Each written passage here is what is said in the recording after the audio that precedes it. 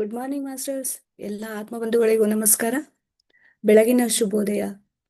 ಪತ್ರಿಜಿಯವರ ದಿವ್ಯ ಮಾರ್ಗದರ್ಶನದೊಂದಿಗೆ ಲಲಿತಾ ಪವಾರ್ ಮೇಡಮ್ ಅವರು ಹಮ್ಮಿಕೊಂಡಿರುವಂತಹ 108 ದಿನದ ಧ್ಯಾನ, ಮೌನ ಮತ್ತೆ ಉಪವಾಸದ ಯಜ್ಞಕ್ಕೆ ನಾವೆಲ್ಲ ಸಾಕ್ಷಿ ಆಗ್ತಾ ಇದೀವಿ ಮಾಸ್ಟರ್ಸ್. ಬೆಳಗ್ಗೆನೆ ಎಲ್ಲರೂ ಬಂದು ಜಾಯಿನ್ ಆಗ್ತಾ ಇದ್ದೀರಾ. ನಿಮಗೆಲ್ಲರಿಗೂ ತುಂಬ ಹೃದಯದಿಂದ ಸ್ವಾಗತವನ್ನ ಕೋರ್ತಾ ಈ ದಿನದ ಧ್ಯಾನವನ್ನ ಶುರು ಮಾಡೋಣ ಮಾಸ್ಟರ್ಸ್. ಎಲ್ಲ ಧ್ಯಾನ ಸ್ಥಿತಿಗೆ ಬಂದ್ಬಿಡಿ.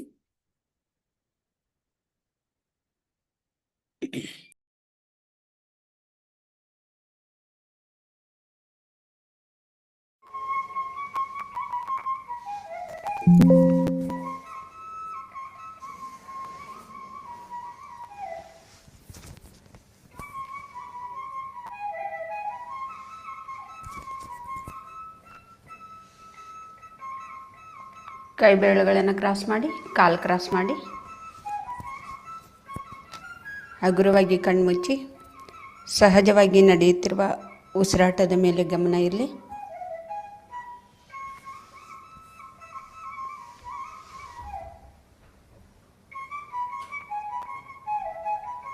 ಯಾವುದು ಯೋಚನೆ ಬೇಡ.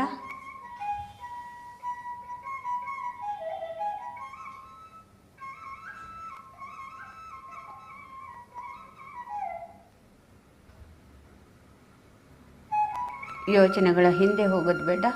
ಯೋಚನೆಗಳು ಬರ್ತಾ ಇದ್ದರೆ ಮತ್ತೆ ನಾವು ಉಸಿರಿನ ಕಡೆ ವಾಪಸ್ ಬಂದು ಉಸಿರನ್ನೇ ಗಮನಿಸ್ತಾ ಇರಬೇಕು. ಮನಸ್ಸನ್ನು ಶೂನ್ಯ ಮಾಡಿಕೊಳ್ಳೋದೇ ಧ್ಯಾನದ ಸ್ಥಿತಿ. ನಾವು ಉಸಿರನ್ನೇ ಗಮನಿಸ್ತಾ ಮನಸ್ಸನ್ನು ಶೂನ್ಯ ಮಾಡ್ಕೋಬೇಕು. ಅದೇ ಧ್ಯಾನದ ಸ್ಥಿತಿ.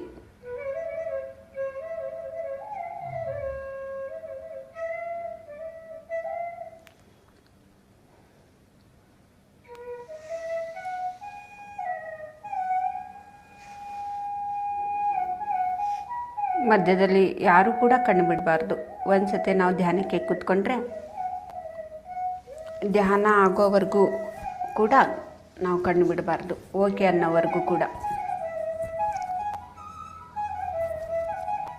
80% ಎನರ್ಜಿ ನಮ್ಮ ಕಣ್ಣಲ್ಲಿ ತುಂಬಿಕೊಂಡಿರತ್ತೆ.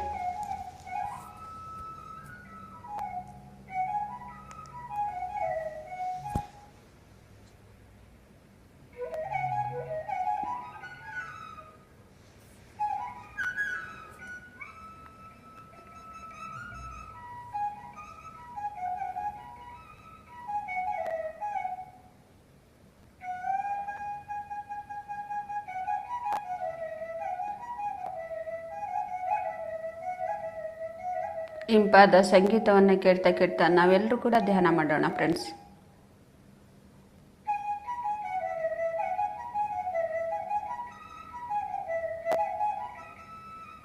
ಸಂಗೀತಕ್ಕೆ ನಮ್ಮ ಮನಸ್ಸನ್ನು ಶೂನ್ಯಗೊಳಿಸುವಂಥ ಶಕ್ತಿ ಇದೆ. ಮನಸ್ಸನ್ನು ಶಾಂತವಾಗಿ ಇಡುವಂಥ ಶಕ್ತಿ ಇದೆ.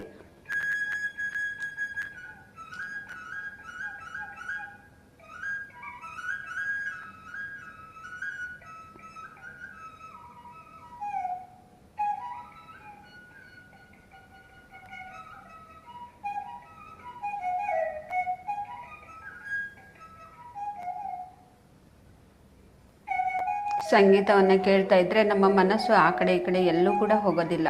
ನಮ್ಮ ಶರೀರ ಎಲ್ಲಿರುತ್ತೋ ನಮ್ಮ ಮನಸ್ಸು ಕೂಡ ಅಲ್ಲೇ ಇರುತ್ತೆ.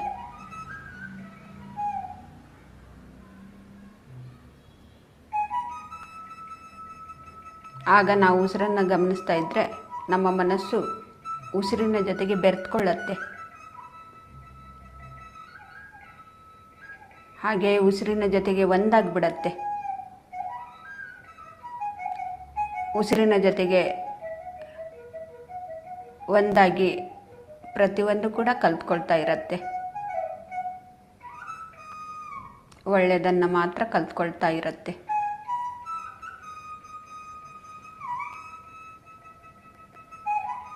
ಉಸಿರು ಯಾವಾಗಲೂ ಕೂಡ ಮನಸ್ಸಿಗೆ ಒಳ್ಳೆಯದನ್ನೇ ಹೇಳ್ಕೊಡ್ತಾ ಇರತ್ತೆ.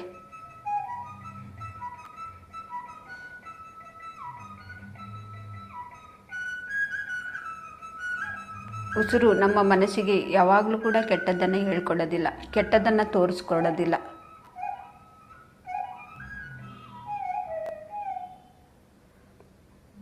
ಯಾವಾಗಲೂ ಕೂಡ ಒಳ್ಳೆಯದನ್ನೇ ಹೇಳ್ತಾ ಇರುತ್ತೆ ನಮ್ಮ ಉಸಿರು ಮನಸ್ಸಿಗೆ. ಆಗ ನಮ್ಮ ಮನಸ್ಸು ಯಾವಾಗಲೂ ಕೂಡ ಒಳ್ಳೆಯದನ್ನೇ ಕಲ್ತ್ಕೊಳ್ತಾ ಇರುತ್ತೆ.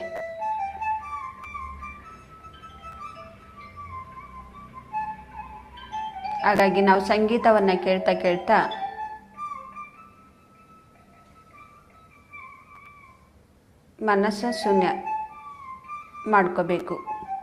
ಮನಸ್ಸನ್ನು ಶೂನ್ಯ ಮಾಡ್ಕೋಬೇಕು. ಉಸಿರನ್ನೇ ಗಮನಿಸ್ತಾ, ಸಂಗೀತ ಕೇಳಿಸ್ಕೊಳ್ತಾ, ಉಸಿರನ್ನೇ ಗಮನಿಸ್ತಾ ಮನಸ್ಸನ್ನು ನಾವು ಶೂನ್ಯ ಮಾಡ್ಕೋಬೇಕು ಫ್ರೆಂಡ್ಸ್.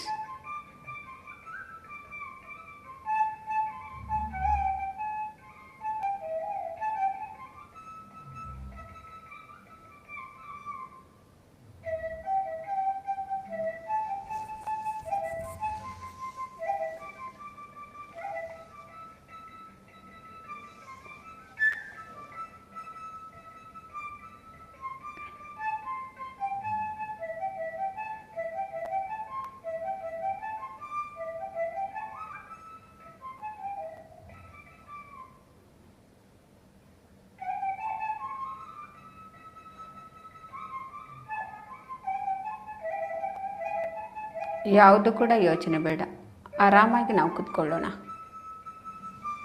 ಸ್ಥಿರ ಸುಖಾಸನದಲ್ಲಿ.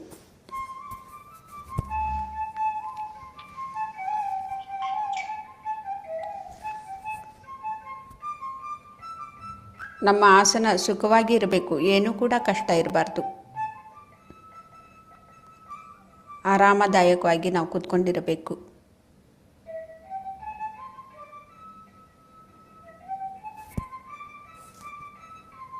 ಕೈ ಬೆರಳುಗಳನ್ನು ಕ್ರಾಸ್ ಮಾಡಿ ಆರಾಮಾಗಿ ನಾವು ತೊಡೆ ಮೇಲೆ ಇಟ್ಕೊಂಡು ಆರಾಮಾಗಿ ನಾವು ಕೂತ್ಕೊಳ್ಳೋಣ. ನಾವು ಸಹಜವಾಗಿ ಹೇಗೆ ಕೂತ್ಕೊಳ್ತೀವಿ ಅದೇ ರೀತಿಯೇ ಕೂತ್ಕೊಳ್ಬೇಕು. ನಾವು ಧ್ಯಾನಕ್ಕೆ ಕೂತ್ಕೊಂಡಿದ್ದೀವಿ, ತುಂಬ ಶರೀರವನ್ನು ಬಿಗಿಯಾಗಿ ಕೂತ್ಕೋಬೇಕು, ಬಿಗಿ ಹಿಡಿದು ಕೂತ್ಕೋಬೇಕು ಅಂತ ಏನೂ ಇಲ್ಲ. ನಾವು ಸಹಜವಾಗಿ ಯಾವ ರೀತಿ ಕೂತ್ಕೊಳ್ತಾ ಇರ್ತೀವಿ ಅದೇ ರೀತಿಯೇ ನಾವು ಕೂತ್ಕೊಳ್ಳೋಣ. ಕೈ ಬೆರಳುಗಳನ್ನು ಕ್ರಾಸ್ ಮಾಡೋಣ, ಕಾಲು ಕ್ರಾಸ್ ಮಾಡೋಣ. ಸಹಜವಾಗಿ ನಡೆಯುತ್ತಿರುವ ಉಸಿರಾಟವನ್ನೇ ನಾವು ಗಮನಿಸ್ತಾ ಇರೋಣ ಫ್ರೆಂಡ್ಸ್.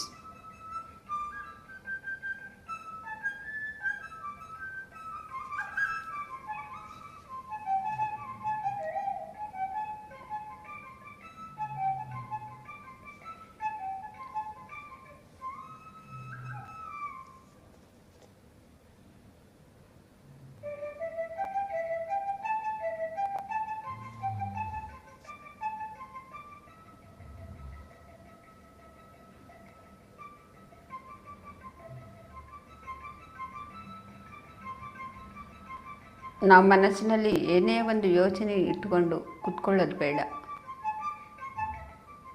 ಯೋಚನಾರಹಿತ ಸ್ಥಿತಿಯಲ್ಲಿ ನಾವು ಧ್ಯಾನಕ್ಕೆ ಕೂತ್ಕೊಳ್ಳೋಣ. ಏನೂ ಕೂಡ ಯೋಚನೆ ಇರಬಾರ್ದು. ಬೇಡಿಕೆಗಳನ್ನು ಇಟ್ಕೊಂಡು ನಾವು ಧ್ಯಾನಕ್ಕೆ ಕೂತ್ಕೊಳ್ಳೋದು ಬೇಡ. ಮಂತ್ರಗಳನ್ನು ಹೇಳ್ತಾ ನಾವು ಧ್ಯಾನಕ್ಕೆ ಕೂತ್ಕೊಳ್ಳೋದು ಬೇಡ. ದೇವರ ನಾಮಗಳನ್ನು ಜಪಗಳನ್ನು ಮಾಡ್ತಾ ನಾವು ಧ್ಯಾನಕ್ಕೆ ಕೂತ್ಕೊಳ್ಳೋದು ಬೇಡ. ಯಾವುದು ಕೂಡ ಏನೂ ಇಲ್ಲದೇ ಯೋಚನಾರಹಿತ ಸ್ಥಿತಿಯಲ್ಲಿ ನಮ್ಮ ಉಸಿರು ಎಂಬ ಗುರುವಿನ ಜೊತೆಗೆ ನಾವಿರೋಣ ಫ್ರೆಂಡ್ಸ್.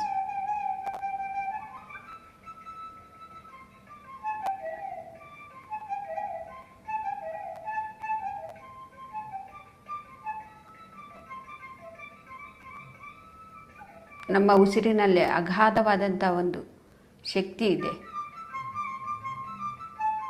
ಆ ಶಕ್ತಿಯ ಜೊತೆಗೆ ನಾವು ಒಂದಾಗೋಣ.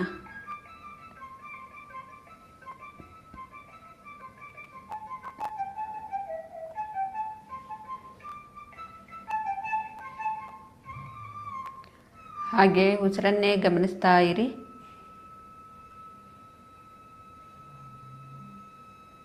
ನಾವಿಲ್ಲಿ ಯಾವುದೂ ಕೂಡ ಪ್ರಯತ್ನ ಪಡಬೇಕಾಗಿಲ್ಲ. ಎಲ್ಲವೂ ಕೂಡ ಅದಷ್ಟಕ್ಕದೇ ನಡೀತಾ ಇರುತ್ತೆ. ಸಹಜವಾಗಿ ನಡೆಯುತ್ತಿರುವ ಉಸಿರಾಟದ ಜೊತೆಗಿದ್ದಾಗ ಎಲ್ಲವೂ ಕೂಡ ಸಹಜವಾಗಿಯೇ ನಡೀತಾ ಇರುತ್ತೆ.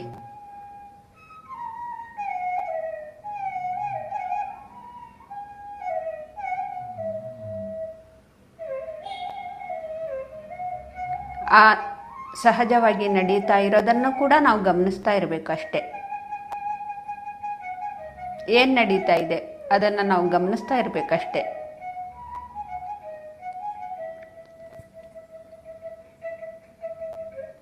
ಅದನ್ನು ನಾವು ಸಾಕ್ಷಿಯಾಗಿ ನಡೀತಾ ಇರೋದನ್ನು ಸಾಕ್ಷಿಯಾಗಿ ನೋಡೋದನ್ನು ಕಲ್ತ್ಕೋಬೇಕು.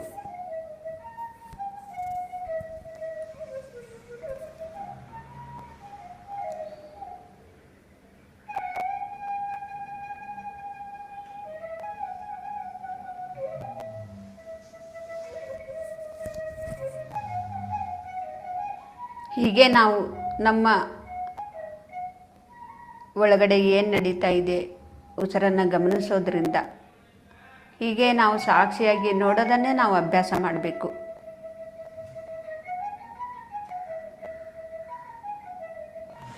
ಆಗ ನಮ್ಮ ಜೀವನವೂ ಕೂಡ ನಾವು ಸಾಕ್ಷಿಯಾಗಿ ನೋಡೋದನ್ನು ನಾವು ಕಲ್ತ್ಕೊಳ್ತೀವಿ. ನಮ್ಮ ಒಂದು ಜೀವನ ಯಾವುದೂ ಕೂಡ ಇಟ್ಕೊಂಡು ಕೂತ್ಕೊಳ್ಳೋದಿಲ್ಲ, ಎಲ್ಲದೂ ಕೂಡ ಹರಿಯೋರಿಗೆ ಬಿಟ್ಬಿಡ್ತೀವಿ. ಏನು ನಡೀತಾ ಇದೆ ಅದು ಸಾಕ್ಷಿಯಾಗಿ ನಾವು ನೋಡೋದನ್ನು ಕಲ್ತ್ಕೊಳ್ತೀವಿ. ನಮ್ಮ ಜೀವನದಲ್ಲಿನೂ ಕೂಡ ಯಾವಾಗ ನಾವು ಈ ರೀತಿ ಸಾಕ್ಷಿಯಾಗಿ ನೋಡೋದನ್ನು ಕಲ್ತ್ಕೊಳ್ತೀವಿ, ನಮಗೆ ದುಃಖ ಅನ್ನೋದು ಆಗೋದಿಲ್ಲ. ಅದು ಯಾವಾಗ ಬರುತ್ತೋ ಯಾವಾಗ ಹೋಗುತ್ತೋ ನಮಗೆ ಅದು ಏನೂ ಕೂಡ ಗೊತ್ತಾಗೋದಿಲ್ಲ.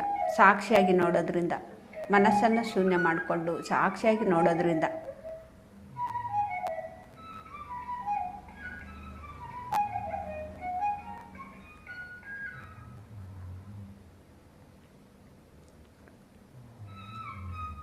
ಮತ್ತು ಈ ರೀತಿ ನಾವು ಸಾಕ್ಷಿಯಾಗಿ ನೋಡ್ತಾ ಮನಸ್ಸನ್ನು ಶೂನ್ಯ ಮಾಡಿಕೊಂಡು ಸಾಕ್ಷಿಯಾಗಿ ನೋಡ್ತಾ ಇರುವಾಗ ಒಂದೊಂದು ಸತಿ ನಮಗೆ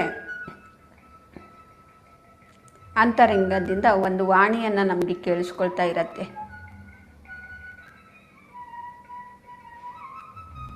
ಅದನ್ನು ನಾವು ಅರಿವಿನಿಂದ ನಾವು ಕೇಳಬೇಕು. ಏನು ಬರ್ತಾ ಇದೆ ನನ್ನ ಅಂತರಂಗದ ವಾಣಿ ಇಂದ ನನಗೇನು ಕೇಳಿಸ್ಕೊಳ್ತಾ ಇದೆ ಅದನ್ನು ಅರಿವಿನಿಂದ ನಾವು ಕೇಳಿಸ್ಕೋಬೇಕು.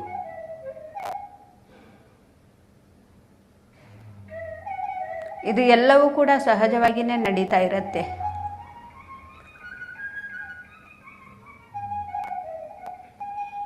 ನನಗೆ ಯಾವುದೇ ಕೂಡ ವಾಣಿ ಕೇಳಿಸ್ಕೊಳ್ತಾ ಇಲ್ಲ, ಯಾವುದು ಕೂಡ ಅನುಭವಗಳು ಆಗ್ತಾ ಇಲ್ಲ ಅಂಥೇಳಿ ಬೇಜಾರು ಮಾಡಿಕೊಂಡು ನಾವು ಧ್ಯಾನಕ್ಕೆ ಕೂತ್ಕೋಬಾರ್ದು.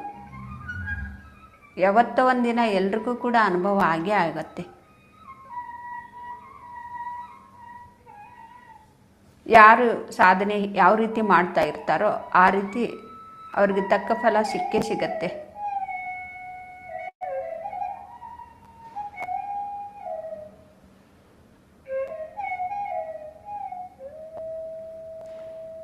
ಅವರು ಒಂದು ಪರಿಸ್ಥಿತಿ ಗತಿಗಳನ್ನು ನೋಡಿ ಅವ್ರಿಗೆ ಸಂದೇಶಗಳು ಬರ್ತಾ ಇರತ್ತೆ. ಅವರು ಯಾವೊಂದು ಸ್ಥಿತಿಯಲ್ಲಿದ್ದಾರೆ,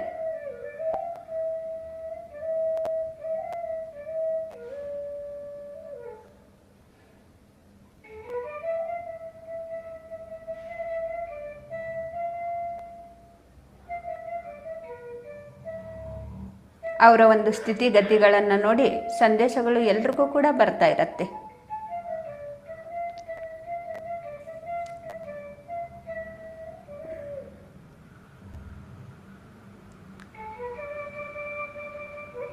ಯಾರು ಯಾವ ಸ್ಥಿತಿಯಲ್ಲಿದ್ದಾರೆ ಮತ್ತು ಅವರು ಎಷ್ಟು ಒಂದು ಸಹಿಸ್ಕೊಳ್ಳುವಂಥ ಶಕ್ತಿ ಅವ್ರಿಗಿದೆ ಅಷ್ಟು ಮಾತ್ರ ನಮಗೆ ತಿಳಿತಾ ಇರತ್ತೆ.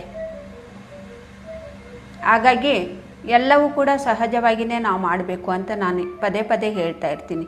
ನಮಗೆ ಎಷ್ಟು ಸಹಿಸ್ಕೊಳ್ಳುವಂಥ ಸ್ಥಿತಿಯಲ್ಲಿ ಇರ್ತೀವಿ ನಾವು ಅಷ್ಟು ಮಾತ್ರ ನಾವು ತಿಳ್ಕೊಳ್ತಾ ಇರ್ತೀವಿ. ಭಗವಂತ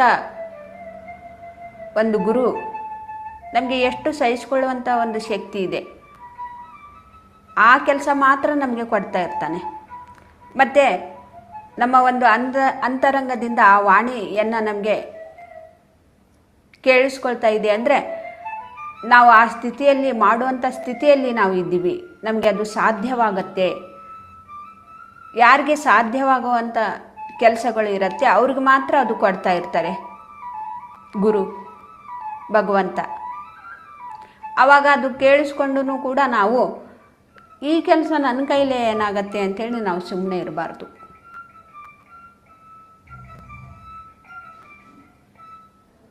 ನಾವು ಸುಮ್ಮನೆ ಇದ್ಬಿಟ್ರೆ ಮತ್ತೆ ಬೇರೆಯವ್ರಿಗೆ ಅದು ಚಾನ್ಸ್ ಹೋಗಿಬಿಡತ್ತೆ, ಬೇರೆಯವ್ರಿಗೆ ಅದು ಅವಕಾಶ ಬೇರೆಯವ್ರಿಗೆ ಹೋಗಿಬಿಡತ್ತೆ. ಮತ್ತೆ ನಾವು ಲೈನಲ್ಲಿ ನಿಂತ್ಕೋಬೇಕು. ಬಂದಿರೋದನ್ನು ಅವಕಾಶವನ್ನು ಕಳ್ಕೊಂಡ್ರೆ ಮತ್ತೆ ನಾವು ಲೈನ್ನಲ್ಲಿ ನಿಂತ್ಕೋಬೇಕು, ಕ್ಯೂನಲ್ಲಿ ನಿಂತ್ಕೋಬೇಕು. ಮತ್ತೆ ಯಾವಾಗ ಬರುತ್ತೋ ಗೊತ್ತಿಲ್ಲ.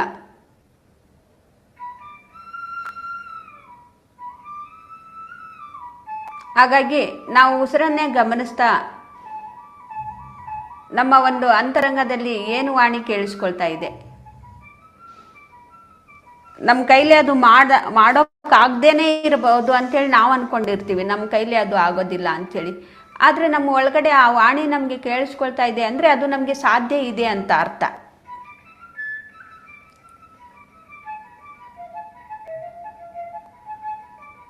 ಮತ್ತು ನಾವು ಈ ರೀತಿ ಅಂದ್ಕೊಂಡು ನನ್ನ ಕೈಲೇ ಇದು ಸಾಧ್ಯ ಇಲ್ಲ, ನನಗೆ ಮಾಡೋಕ್ಕಾಗಲ್ಲ ಅಂತೇಳಿದರೆ ಬೇರೆಯವ್ರಿಗೂ ಹೋಗುತ್ತೆ ಅದು ಅವಕಾಶ. ಎಲ್ಲೂ ಕೂಡ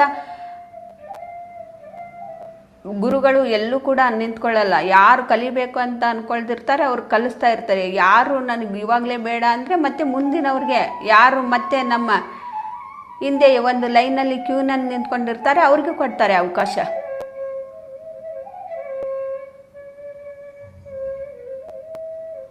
ಮತ್ತೆ ನಮ್ಮದು ಆ ಒಂದು ಲೈನ್ನಲ್ಲಿ ನಿಂತ್ಕೊಂಡಿರೋದು ಅದು ಒಂದು ಅವಕಾಶ ನಾವು ಕಳ್ಕೊಂಡ್ಬಿಟ್ರೆ ಮತ್ತೆ ನಾವು ಕ್ಯೂನಲ್ಲಿ ನಿಂತ್ಕೊಬೇಕು. ಎಷ್ಟು ಉದ್ದ ಇರುತ್ತೆ ಕ್ಯೂ, ಆ ಲೈನು. ಮತ್ತೆ ಹಿಂದೆ ನಿಂತ್ಕೋಬೇಕು ನಾವು, ಮತ್ತೆ ಲೈನ್ ಬರೋವರೆಗೂ ಕಾಯಬೇಕು, ನಮ್ಮ ಸರ್ದಿ ಬರೋವರೆಗೂ ನಾವು ಕಾಯಬೇಕು. ಹಾಗಾಗಿ ನಾವು ಧ್ಯಾನಕ್ಕೆ ಕೂತ್ಕೊಂಡಾಗ ಅರಿವಿನಿಂದ ನಾವು ನೋಡ್ತಾ ಇರಬೇಕು ಏನು ನಮ್ಮ ಒಳಗಡೆ ನಡೀತಾ ಇದೆ. ಉಸಿರನ್ನು ಅರಿವಿನಿಂದ ನೋಡೋದಷ್ಟೇ ಅಲ್ಲ, ನಮ್ಮ ಒಳಗಡೆನೂ ಕೂಡ ನಾವು ಅರಿವಿನಿಂದ ನಾವು ನೋಡ್ತಾ ಇರಬೇಕು.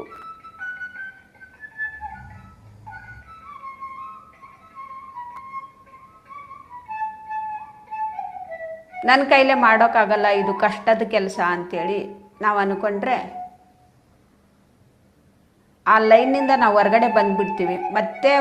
ಮತ್ತೆ ಕಲಿಬೇಕು ಅಂದಾಗ ಮತ್ತೆ ನಾವು ನೋಡೋಣ, ನನಗೆ ಈ ರೀತಿ ಬಂತು, ನಾನು ಮಾಡಲಿಲ್ಲ, ಮತ್ತೆ ಇವಾಗ ನೋಡೋಣ ಅಂದರೆ ಮತ್ತೆ ನಾವು ಕ್ಯೂನಲ್ಲಿ ನಿಂತ್ಕೋಬೇಕು, ಹಿಂದೆ ಹೋಗಬೇಕು. ಮತ್ತೆ ಎಷ್ಟೋ ಲೈನ್ನಲ್ಲಿ ಇರ್ತಾರೆ ಕಲಿಯೋರು,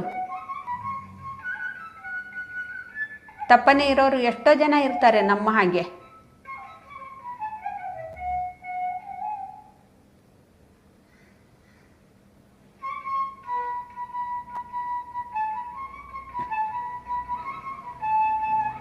ನಾವು ಬಂದಿರೋದನ್ನ ಒಂದು ಅವಕಾಶವನ್ನು ಕಳ್ಕೊಳ್ತೀವಿ ಮೊದಲು.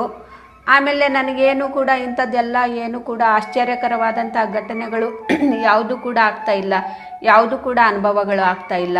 ಮೊದಲು ಆಗ್ತಾ ಇತ್ತು, ಇವಾಗ ಆಗ್ತಾ ಇಲ್ಲ ಅಂಥೇಳಿ ಎಷ್ಟೋ ಜನ ಹೇಳ್ತಾ ಇರ್ತಾರೆ, ಈಗೂ ಕೂಡ ಹೇಳ್ತಾ ಇರ್ತಾರೆ. ಮೊದಲು ಅನುಭವಗಳು ಆಗ್ತಾ ಇತ್ತು, ಇವಾಗ ಏನು ಕೂಡ ಅನುಭವ ಇಲ್ಲ. ಯಾಕೆಂದರೆ ಬಂದಿರೋದು ಅವಕಾಶವನ್ನು ನಾವು ಕಳ್ಕೊಂಡಿದ್ದೀವಿ. ಮತ್ತೆ ಲೈನ್ನಲ್ಲಿ ನಿಂತ್ಕೊಂಡಿದ್ದೀವಿ ನಾವು. ಹಿಂದೆ ಬರುತ್ತೆ, ಯಾವಾಗ ಬರುತ್ತೋ ಗೊತ್ತಿಲ್ಲ, ಒಟ್ಟಿನಲ್ಲಿ ಬರುತ್ತೆ.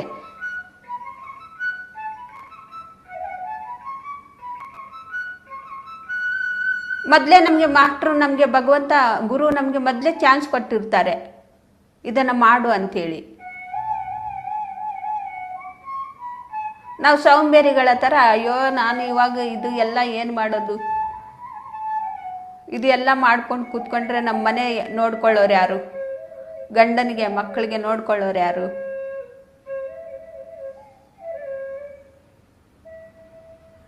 ಅದು ಹೆಂಗೋ ನಡೀತಾ ಇರತ್ತೆ, ಯಾವುದು ಕೂಡ ನಿಂತ್ಕೊಳ್ಳಲ್ಲ.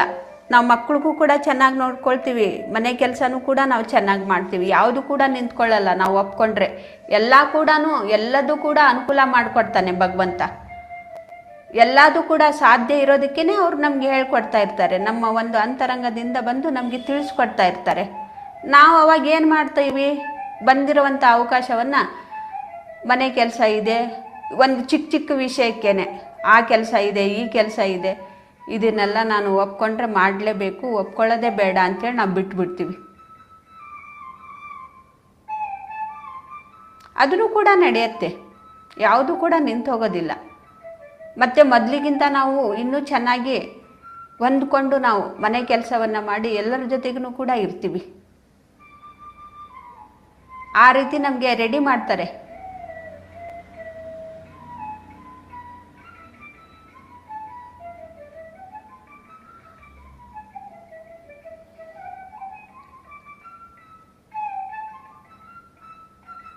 ಪ್ರತಿಯೊಬ್ಬರಿಗೂ ಕೂಡ ಹೀಗೆ ನೋಡ್ಕೋಬೇಕು ಅಂಥೇಳಿ ನಮಗೆ ಎಚ್ಚರಿಸ್ತಾ ಇರ್ತಾರೆ. ನಾವು ಏನು ಮಾಡ್ತೀವಿ, ಎಷ್ಟು ಮಾಡೋದಕ್ಕೆ ಸಾಧ್ಯ ಇದೆ, ನಮಗೆ ಎಷ್ಟು ನಾವು ಚೆನ್ನಾಗಿ ನೋಡ್ಕೋಬೋದು. ನಾವು ಮಾಡೋದು ಸ್ವಲ್ಪ ಕೂಡ ಏನೂ ಇಲ್ಲ. ಒಂದು ಮಾಸ್ಟ್ರಿಗೆ ನಾವು ಸರೆಂಡರ್ ಆದರೆ, ಒಂದು ಗುರುವಿಗೆ ನಾವು ಸರೆಂಡರ್ ಆದರೆ, ನಮ್ಮ ಉಸಿರು ಎಂಬ ಗುರುವಿಗೆ ನಾವು ಸರೆಂಡರ್ ಆದರೆ, ನಮ್ಮನ್ನಿಗೆ ನಾವೇ ಸರೆಂಡರ್ ಆದರೆ, ನಾವೇನು ಮನಸ್ಸಿನಿಂದ ಶರೀರದಿಂದ ಮಾಡ್ತಾ ಇರ್ತೀವಿ ಅದು ಒಂದು ಭಾಗನೂ ಕೂಡ ನಾವು ಏನು ಕೂಡ ಸರಿಯಾಗಿ ಮಾಡೋದಿಲ್ಲ. ನಾವು ಯಾವಾಗ ನಮ್ಮನ್ನು ನಾವು ಸರೆಂಡರ್ ಆಗ್ತೀವೋ, ಒಂದು ಗುರುವಿಗೆ, ಒಂದು ಭಗವಂತನಿಗೆ ನಾವು ಯಾವಾಗ ಸರೆಂಡರ್ ಆಗ್ತೀವೋ ಆಗ ಎಲ್ಲವನ್ನೂ ಕೂಡ ಅಚ್ಚುಕಟ್ಟಾಗಿ ನಮಗೆ ಮಾಡೋದನ್ನು ಹೇಳ್ಕೊಡ್ತಾರೆ. ನಾವು ಒಪ್ಕೊಂಡ್ರೆ, ಆಧ್ಯಾತ್ಮಿಕವಾಗಿ ಸೇವೆಯನ್ನು ಮಾಡೋದನ್ನು ಒಪ್ಕೊಂಡ್ರೆ, ಪ್ರಾಪಂಚಿಕ ಒಂದು ಕೆಲಸವನ್ನು ಕೂಡ ಹೀಗೆ ಮಾಡಬೇಕು ಅಂಥೇಳಿ ಪ್ರಾಪಂಚಿಕದ ವಿಚಾರವನ್ನು ಕೂಡ ನಮಗೆ ತಿಳಿಸ್ತಾ ಇರ್ತಾರೆ, ಕಲಿಸ್ಕೊಡ್ತಾ ಇರ್ತಾರೆ.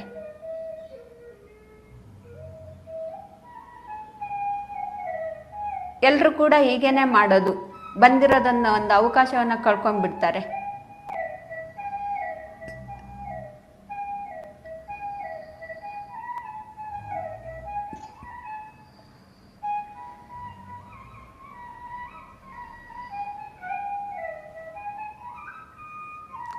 ನಮ್ಮ ಮಕ್ಕಳಿಗೆ ನಾವು ನೋಡ್ಕೊಳ್ಳೋದಿದ್ರೆ ನಮ್ಮ ಕಣ್ಣು ಮುಂದೆ ಅವ್ರು ಇದ್ದಾಗ ನೋಡ್ಕೊಳ್ತೀವಿ. ಹೊರಗಡೆ ಹೋದಾಗ ಎಲ್ಲೋ ಏನೋ ನಡೀತಾ ಇರುತ್ತೆ, ಅಂಥ ಒಂದು ಜಾಗಕ್ಕೆಲ್ಲ ಹೋಗ್ತಾ ಇರ್ತಾರೆ. ಅದು ನಮಗೆ ನೋಡ್ಕೊಳ್ಳೋದಕ್ಕೆ ಸಾಧ್ಯ ಆಗುತ್ತಾ? ನಮಗೆ ಅದು ಯಾವುದು ಕೂಡ ಕಣ್ಣಿಗೆ ಕಾಣಿಸೋದಿಲ್ಲ, ಯಾವುದು ಕೂಡ ನಮಗೆ ಗೊತ್ತಾಗೋದಿಲ್ಲ. ಆದರೆ ನಾವು ನಮಗೆ ನಾವು ಸರೆಂಡರ್ ಆದರೆ, ಭಗವಂತನಿಗೆ ನಾವು ಸರೆಂಡರ್ ಆದರೆ ಅಲ್ಲಿನೂ ಕೂಡ ನೋಡ್ಕೊಳ್ತಾರೆ. ನನಗೆ ಇದೇ ರೀತಿಯೇ ಆಗ್ತಾ ಇತ್ತು ಸ್ಟಾರ್ಟಿಂಗ್ನಲ್ಲಿ, ನನಗೆ ಧ್ಯಾನಕ್ಕೆ ಬಂದಾಗ.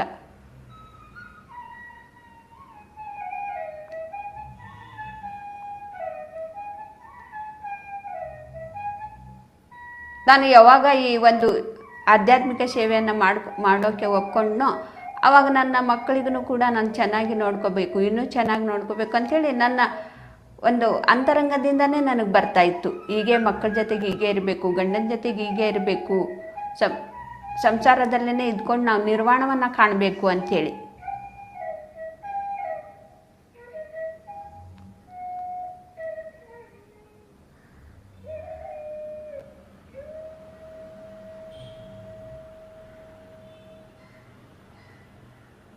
ನಾವು ಕಣ್ಮುಂದೆ ಇದ್ದಾಗ ನಮ್ಮ ಮಕ್ಕಳಿಗೆಲ್ಲ ನಾವು ಚೆನ್ನಾಗಿ ನೋಡ್ಕೊಳ್ತಾ ಇರ್ತೀವಿ. ಹೊರಗಡೆ ಹೋದಾಗ ಯಾವಾಗ ಏನು ಯಾವ ಸಮಯದಲ್ಲಿ ಏನಾಗುತ್ತೋ ಏನು ಕೂಡ ಗೊತ್ತಿರೋದಿಲ್ಲ. ಆದರೆ ನಾವು ಈ ಪ್ರಾಪಂಚಿಕ ಒಂದು ಜೀವನದಲ್ಲಿ ಆಧ್ಯಾತ್ಮಿಕ ಜೀವನವನ್ನು ಕೂಡ ನಾವು ಕಲಿತಾ ಇದ್ದರೆ ಅದನ್ನು ಕೂಡ ನಮಗೆ ತಿಳಿಸ್ಕೊಡ್ತಾರೆ.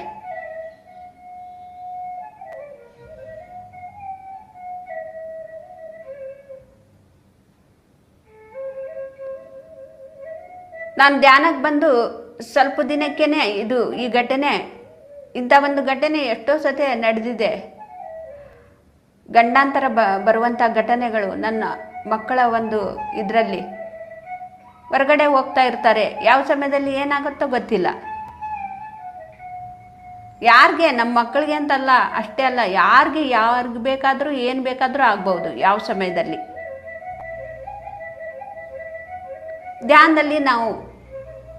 ಧ್ಯಾನಕ್ಕೆ ನಮ್ಮ ಸರೆಂಡರ್ ಆದರೆ, ನಮಗೆ ನಾವು ಸರೆಂಡರ್ ಆದರೆ, ನಮ್ಮ ಉಸಿರು ಎಂಬ ಗುರುವಿಗೆ ನಾವು ಸರೆಂಡರ್ ಆದರೆ, ಭಗವಂತನಿಗೆ ನಾವು ಸರೆಂಡರ್ ಆದರೆ, ಇದೆಲ್ಲ ಹೇಗೆ ತಪ್ಪಿಸ್ಬೇಕು ಅಂತೇಳಿ ಅವರಿಂದ ಸಂದೇಶಗಳು ನಮಗೆ ಬರ್ತಾ ಇರುತ್ತೆ. ಆಗೋ ಒಂದು ಅನಾಹುತಗಳ ಯಾವ ರೀತಿ ನಾವು ತಪ್ಪಿಸ್ಬೇಕು.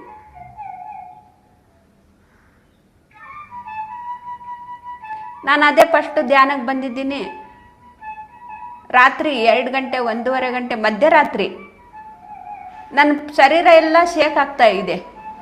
ಇವಾಗ ಯಾರಾದರೂ ಕೈಯಿಂದ ಎದ್ದೇಳು ಅಂಥೇಳಿ ಎಬ್ಸಿದ್ರೆ ಹೆಂಗಿರುತ್ತೆ ಆ ರೀತಿ ನನ್ನ ಶರೀರ ಎಲ್ಲ ಪೂರ್ತಿ ನನ್ನ ಶರೀರ ಅಲ್ಗಾಡ್ತಾ ಇದೆ. ಕೈಯಿಂದ ಯಾರಾದರೂ ಎಬ್ಸಿದ್ರೆ ಎದ್ದೇಳು ಅಂಥೇಳಿ ಆ ರೀತಿ ಆಗ್ತಾ ಇದೆ. ನಾನು ಗಾಢವಾದ ನಿದ್ದೆಯಲ್ಲಿದ್ದೀನಿ. ಮಧ್ಯರಾತ್ರಿ ಅದನ್ನು ಕೂಡ ಏನು ಈ ರೀತಿ ನನಗಾಗ್ತಾ ಇದೆ, ಶರೀರ ಎಲ್ಲ ಅದಷ್ಟಕ್ಕದೇ ಪೂರ್ತಿ ಶೇಕ್ ಆಗ್ತಾ ಇದೆಯಲ್ಲ, ಏನಾಗಿದೆ ಅಂತೇಳಿ ಎಚ್ಚರ ಸ್ಥಿತಿಗೆ ಬಂದರೆ ನನಗೆ ಅಂತರಂಗದಿಂದ ನನಗೆ ವಾಣಿ ಕೇಳಿಸ್ತಾ ಇದೆ, ಎದ್ದೇಳು ಎದ್ದೇಳು, ನೀನು ಸದ್ಯಕ್ಕೆ ನೀನು ಈ ರೀತಿ ಅಂದ್ಕೊಂಡು ಧ್ಯಾನಕ್ಕೆ ಕೂತ್ಕೋ.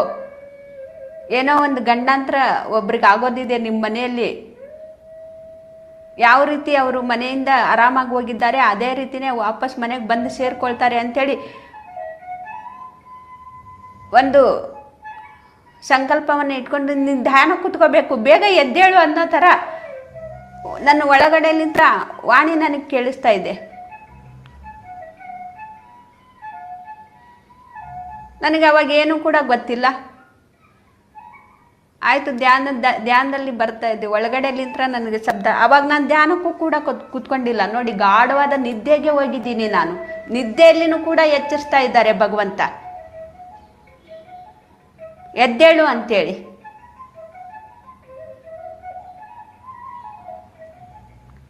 ಆಗ ನಾನು ತುಂಬ ನಿದ್ದೆಯಲ್ಲಿ ಜಾರಿ ಇರೋದ್ರಿಂದ ಏನೋ ಈ ರೀತಿ ಬರ್ತಾ ಇದೆ ಅಂಥೇಳಿ ಹಾಗೆ ನಾನು ಅವ್ರು ಏನು ಹೇಳಿದರು, ಯಾವ ರೀತಿ ನಮ್ಮ ಮನೆಯಿಂದ ಹೊರಗಡೆ ಹೋಗಿದ್ದಾರೆ ಅದೇ ರೀತಿಗೆ ಮನೆಗೆ ಆರಾಮಾಗಿ ವಾಪಸ್ ಬಂದು ಸೇರ್ಕೊಳ್ತಾರೆ. ಅಷ್ಟು ಅಂದ್ಕೊಂಡು ನೀನು ಕೂತ್ಕೋ, ಅಷ್ಟೇ ನೀನು ಕೂತ್ಕೊಳ್ಳೋದು, ಅಷ್ಟು ಅಂದ್ಕೊಂಡು ಕೂತ್ಕೋಬೇಕು, ಹೇಳ್ಕೊಂಡು ಕೂತ್ಕೋಬೇಕು ಅಂಥೇಳಿ ನಾನು ಅದೇ ರೀತಿಯೇ ಹೇಳ್ಕೊಂಡು ನಾನು ಕೂತ್ಕೊಂಡೆ. ಆಮೇಲೆ ಕೂತ್ಕೊಂಡಾಗ ಒಂದು ಕ್ಷಣದಲ್ಲಿ ಯಾರಿಲ್ಲ ನಮ್ಮ ಮನೇಲಿ, ಎಲ್ಲರೂ ಕೂಡ ಇದ್ದಾರಲ್ಲ, ಯಾರು ಹೊರಗಡೆ ಹೋಗಿದ್ದಾರೆ ಅಂಥೇಳಿ. ಆಮೇಲೆ ನನ್ನ ಮಗ ಹೊರಗಡೆ ಹೋಗಿದ್ದ, ಅವನು ಡ್ಯಾನ್ಸರ್ ಆಗಿರೋದ್ರಿಂದ ಮಧ್ಯರಾತ್ರಿಯಲ್ಲಿ ಯಾವಾಗ ಬೇಕು ಅವಾಗ ಹೋಗೋದು ಬರೋದು ಮಾಡ್ತಾ ಇರ್ತಾನೆ. ತುಂಬ ದೂರ ಇದ್ದರೆ ಸ್ವಲ್ಪ ಮಧ್ಯರಾತ್ರಿನೇ ಆಗತ್ತೆ ಬರೋದು. ಪ್ರೋಗ್ರಾಮ್ಗಳು ಕೊಟ್ಟಾಗ ತುಂಬ ದೂರ ಪ್ರೋಗ್ರಾಮ್ ಇದ್ದರೆ ಬರೋದು ಸ್ವಲ್ಪ ಲೇಟನೇ ಆಗುತ್ತೆ. ಆವಾಗ ನಮ್ಮ ಮಗ ಹೋಗಿದ್ದಾನೆ ಹೊರಗಡೆ, ಅವನೇ ಒಬ್ಬನೇ ಹೋಗಿರೋದು, ಮತ್ತು ಎಲ್ಲರೂ ಕೂಡ ಮನೆಯಲ್ಲೇ ಇದ್ದಾರೆ ಅಂಥೇಳಿ ನೆನಪು ಮಾಡಿಕೊಂಡೆ. ನಿದ್ದೆಯಲ್ಲಿ ನನಗೆ ನೆನಪು, ಯಾವಾಗ ಅವರು ಬಂದು ಮಲ್ಕೊಳ್ತಾರೋ ಯಾವಾಗ ಅವರು ಹೋಗ್ತಾರೋ ಗೊತ್ತಾಗ್ತಾ ಇರಲಿಲ್ಲ. ಪ್ರೋಗ್ರಾಮು ಮಧ್ಯರಾತ್ರಿನಲ್ಲೇ ಮುಗಿದಾಗ ಮಧ್ಯರಾತ್ರಿಯಲ್ಲೇ ಅವರು ಮನೆಗೆ ಬರ್ತಾಯಿದ್ರು. ನನಗೆ ಭಯ ಕೂಡ ಇರ್ತಾ ಇರಲಿಲ್ಲ.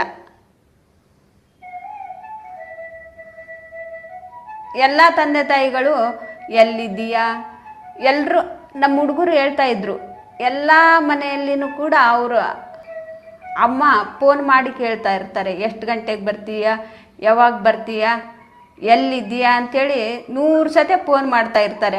ಅಮ್ಮ ನೀನು ಮಾತ್ರ ಒಂದು ದಿನವೂ ಕೂಡ ನಮಗೆ ಮಾಡೋದೇ ಇಲ್ಲ ನೀನು ಫೋನು. ನಮ್ಮ ಫ್ರೆಂಡ್ಸ್ ಎಲ್ಲ ನನಗೆ ಕೇಳ್ತಾ ಇರ್ತಾರೆ, ನಿಮ್ಮಮ್ಮ ನಿಮ್ಗೆ ಯಾವಾಗಲೂ ಫೋನೇ ಮಾಡೋದಿಲ್ವಲ್ಲ ಅಂಥೇಳಿ. ನಮ್ಮ ಫ್ರೆಂಡ್ಸ್ ಎಲ್ಲ ಕೇಳ್ತಾ ಇರ್ತಾರೆ ಅಂಥೇಳಿ ಅವ್ರು ಹೇಳ್ತಾ ಇದ್ರು. ಆದರೆ ನನಗೆ ಮಾಡಬೇಕು, ಅವ್ರಿಗೆ ಫೋನ್ ಮಾಡಬೇಕು, ಕೇಳಬೇಕು, ಎಲ್ಲಿದೆಯಾ, ಯಾರ ಜೊತೆಗಿದೆಯಾ, ಯಾವಾಗ ಬರ್ತೀಯಾ ಅಂಥೇಳಿ ನನಗೆ ಕೇಳಬೇಕು ನನಗೆ ಯಾವತ್ತೂ ಕೂಡ ಅನ್ನಿಸ್ತಾ ಇರಲಿಲ್ಲ.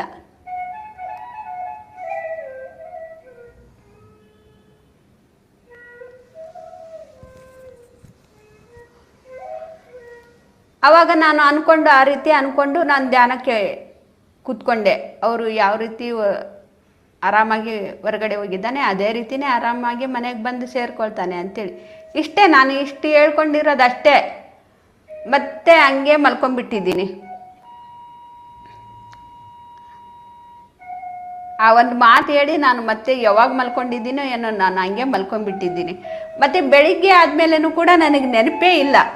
ಬೆಳಿಗ್ಗೆ ಆದ ತಕ್ಷಣವೇ ಮನೆ ಕೆಲಸ ಅದು ಇದು ಮಾಡ್ಕೊಂಡು ನಾನು ಕೂತ್ಕೊಂಡ್ಬಿಟ್ಟಿದ್ದೀನಿ. ಎಲ್ಲ ಕೆಲಸ ಒಂದು 10 ಗಂಟೆ 11 ಗಂಟೆಗೆ ಎಲ್ಲ ಕೆಲಸ ಮುಗಿದ ಮೇಲೆ ರಾತ್ರಿ ಹೊತ್ತು ಮಧ್ಯರಾತ್ರಿಯಲ್ಲಿ ನನಗೆ ಈ ರೀತಿ ನಡೆದಿತ್ತು.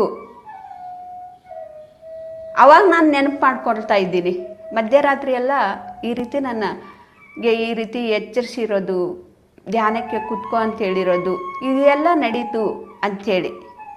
ಆ ಟೈಮಿಂಗು ಕೂಡ ನನಗೆ ಗೊತ್ತಿದೆ. 2:30 2:45 ಒಳಗಡೆನೆ ಅಂದಾಜ ಮೇಲೆ ನಾನು ಅಂದ್ಕೊಂಡಿರೋದು. ನಾನು ಎಲ್ಲ ನೆನಪು ಮಾಡ್ಕೊಂಡ್ರೂ ಕೂಡ ನಾನು ನಮ್ಮ ಮಗನಿಗೆ ನಾನು ಫೋನ್ ಮಾಡಲಿಲ್ಲ. ನೆನಪು ಮಾಡ್ಕೊಂಡು ಹಂಗೆ ಈ ರೀತಿ ಎಲ್ಲ ನಡೆದಿದೆ ಅಂಥೇಳಿ ಮತ್ತೆ ಅಲ್ಲಿಗೆ ಸುಮ್ಮನೆ ಆಗಿಬಿಟ್ಟಿದ್ದೀನಿ. 11 ಗಂಟೆಗೆ ನಮ್ಮ ಮಗ ಬಂದ. ಅಮ್ಮ ಒಂದು ಘಟನೆ ನಡೀತು ಅಂಥೇಳಿ. ಏನದು ನನಗೆ ಗೊತ್ತಾಗಿದೆ ಧ್ಯಾನದಲ್ಲಿ ಅಂಥೇಳಿ. ಎಷ್ಟೊತ್ತಿಗೆ ನಡೆದಿದೆ ಹೇಳು ಅಂತ ಹೇಳ್ದ. ನಾನು ಕರೆಕ್ಟ್ ಟೈಮ್ ಕೂಡ ಹೇಳಿದೆ ಅವನಿಗೆ. ಹೌದು, ಇದೇ ಟೈಮಿಗೆ ನಾವು ಆಟೋನಲ್ಲಿ 3 ಜನ ಕೂತ್ಕೊಂಡು ನಾವು ಹೋಗ್ತಾ ಇದ್ವಿ. ವೇಗವಾಗಿ ಬಂದು ಒಂದು ಕಾರು ಡ್ಯಾಶ್ ಹೊಡೆದ್ಬಿಡ್ತು ಅಂಥೇಳಿ.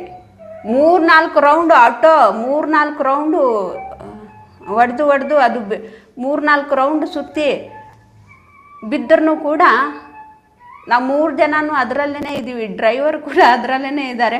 ಆದರೆ ಯಾರಿಗೂ ಕೂಡ ಏನೂ ಆಗಿಲ್ಲ. ಈ ರೀತಿ ಖುಷಿಯಾಗಿ ಬಂದು ಹೇಳ್ತಾ ಇದ್ದಾನೆ. ನೋಡಿ, ನಾವು ನೋಡ್ಕೊಳ್ಳೋದಿದ್ರೆ ನಾವು ಎಷ್ಟರ ಮಟ್ಟಿಗೆ ನೋಡ್ಕೊಳ್ತೀವಿ ಮಕ್ಕಳಿಗೆ. ಮನೆಯಲ್ಲಿದ್ದಾಗ ಅಷ್ಟೇ ನಾವು ಅಡುಗೆ ಮಾಡಿ ಹಾಕ್ಬೋದು. ಇಂಥದ್ದನ್ನೆಲ್ಲವನ್ನು ಕೂಡ ನಮಗೆ ಈ ಸೂಕ್ಷ್ಮತೆ ಏನಾದರೂ ಗೊತ್ತಾಗತ್ತೆ? ನಮಗೆ ಏನೂ ಕೂಡ ಗೊತ್ತಾಗೋದಿಲ್ಲ ಫ್ರೆಂಡ್ಸ್.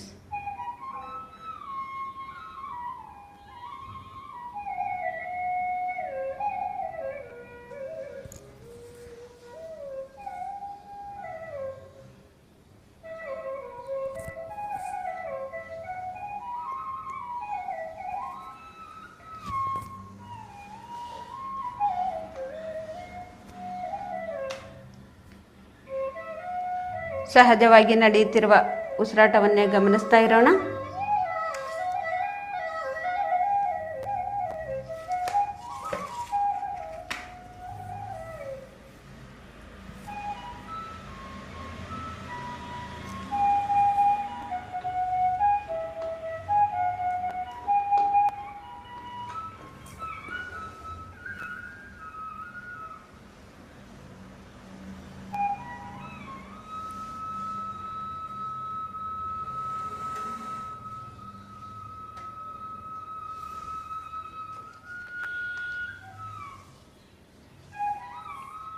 ಯಾವುದು ಕೂಡ ಯೋಚನೆ ಬೇಡ ಫ್ರೆಂಡ್ಸ್.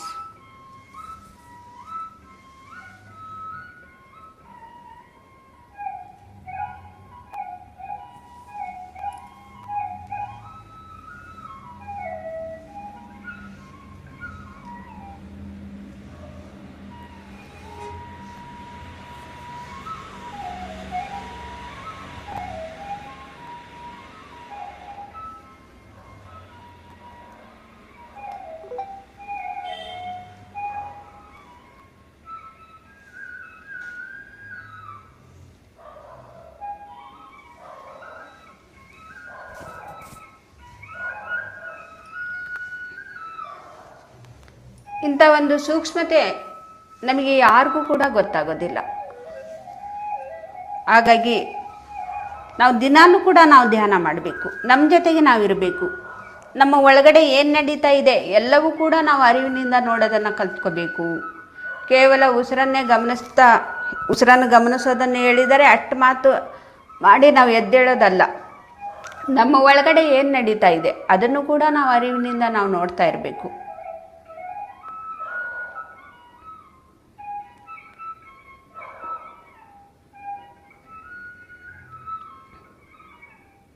ಎಂಥ ಒಂದು ದೊಡ್ಡ ಒಂದು ಘಟನೆಗಳನ್ನು ನಡೆಯೋದನ್ನು ಈ ಧ್ಯಾನದ ಶಕ್ತಿಯಿಂದ ನಾವು ತಪ್ಪಿಸ್ಕೊಳ್ತಾ ಇರ್ತೀವಿ.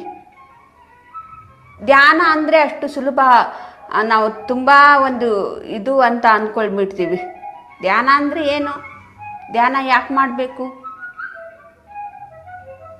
ಏನಿದೆ? ಕಣ್ಣು ಮುಚ್ಕೊಂಡು ಕೂತ್ಕೊಂಡ್ರೆ ಏನು ಬರುತ್ತೆ? ಏನಿದೆ ಅದರಲ್ಲಿ?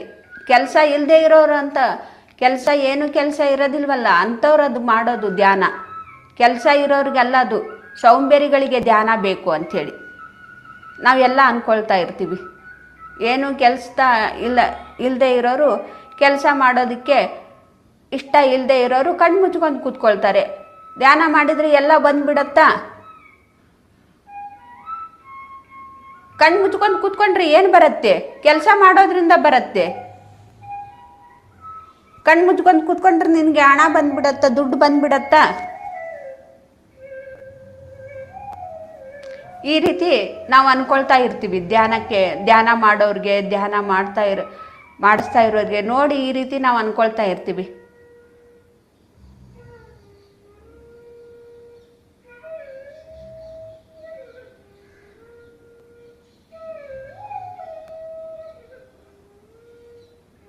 ಎಷ್ಟೆಷ್ಟೋ ಒಂದು ನಾವು ಪ್ರಾಪಂಚಿಕದ ಒಂದು ಕೆಲಸವನ್ನು ಕೂಡ ನಮಗೆ ಎಷ್ಟೋ ಒಳ್ಳೆಯದು ಕೂಡ ಒಳ್ಳೆಯ ಒಂದು ಮಾರ್ಗಕ್ಕೆ ಹೋಗಿ ನಾವು ಕೆಲಸ ಮಾಡುವಂಥ ಒಂದು ಮಾರ್ಗನೇ ನಮಗೆ ತೋರಿಸುತ್ತೆ. ಎಷ್ಟೆಷ್ಟೋ ಕೆಟ್ಟ ಕೆಲಸಗಳನ್ನು ಮಾಡಿ ಹಣ ಸಂಪಾದನೆ ಮಾಡೋದನ್ನು ಈ ಧ್ಯಾನದ ಶಕ್ತಿ ನಮಗೆ ತೋರಿಸೋದಿಲ್ಲ.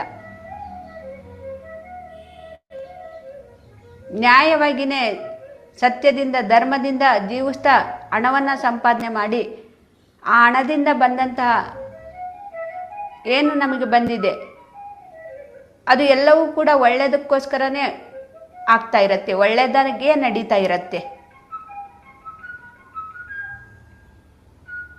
ಆದರೆ ನೋಡೋರು ಏನು ಹೇಳ್ತಾರೆ, ಕಣ್ಣು ಮುಚ್ಕೊಂಡು ಕೂತ್ಕೊಂಡ್ಬಿಟ್ರೆ ಎಲ್ಲನೂ ಬಂದ್ಬಿಡತ್ತ ಅಂಥೇಳಿ. ಬರುತ್ತೆ, ಎಲ್ಲನೂ ಕೂಡ ಬರುತ್ತೆ, ಯಾಕೆ ಬರೋದಿಲ್ಲ?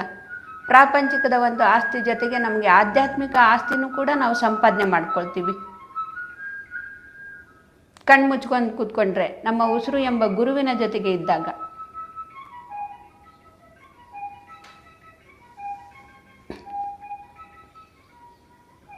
ಈ ರೀತಿ ಮಧ್ಯರಾತ್ರಿಯಲ್ಲಿ ಹೀಗೆ ಎದ್ದು ಕೂತ್ಕೋ, ಧ್ಯಾನಕ್ಕೆ ಕೂತ್ಕೋ, ಒಂದು ಸಂದೇಶವನ್ನು ಪ್ರಕೃತಿಗೆ ಕಳಿಸು ನಿನ್ನ ಮುಖಾಂತರ ಅಂಥೇಳಿ ನಮ್ಗೆ ಯಾರು ಹೇಳ್ಕೊಡ್ತಾ ಇರ್ತಾರೆ?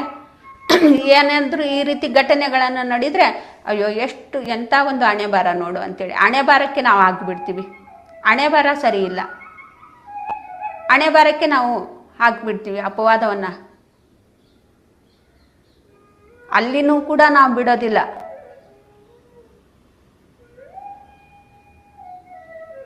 ನನ್ನ ಜೀವನದಲ್ಲಿ ಹೀಗೇನೆ ನಡೀತಾ ಇತ್ತು. ನನಗೆ ತೊಂದರೆ ಆದಾಗ ಎಂಥ ಒಂದು ಚಿಕ್ಕ ವಯಸ್ಸಿನಲ್ಲೇ ಈ ಕಷ್ಟ ಬಂದುಬಿಟ್ಟಿದೆ, ಎಂಥ ಒಂದು ಹಣೆ ಬಾರ ನೋಡು ಅವಳ್ದು ಆ ಹುಡುಗಿದು ಅಂಥೇಳಿ ಹೀಗೇನೆ ಹೇಳ್ತಾ ಇದ್ರು. ಹಣೆ ಬರಹದ ಮೇಲೆ ಹಾಕ್ಬಿಡ್ತಾ ಇದ್ರು.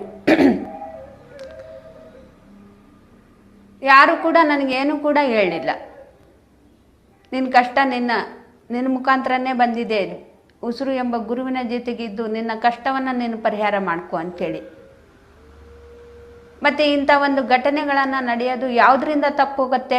ಉಸಿರು ಎಂಬ ಗುರುವಿನ ಜೊತೆಗೆ ಇದ್ದಾಗ, ನನ್ನ ಜೊತೆಗೆ ನಾನು ಸಾಂಗತ್ಯದಲ್ಲಿದ್ದಾಗ, ನಾನು ಕಲ್ತ್ಕೊಳ್ತಾ ಇರುವಾಗ, ಆತ್ಮಜ್ಞಾನವನ್ನು ನಾವು ತಿಳ್ಕೊಳ್ತಾ ಇರುವಾಗ ಇದನ್ನೆಲ್ಲವೂ ಕೂಡ ನನಗೆ ಅರಿವಿಗೆ ಬರುತ್ತೆ, ಎಲ್ರಿಗೂ ಕೂಡ ಅರಿವಿಗೆ ಬರುತ್ತೆ.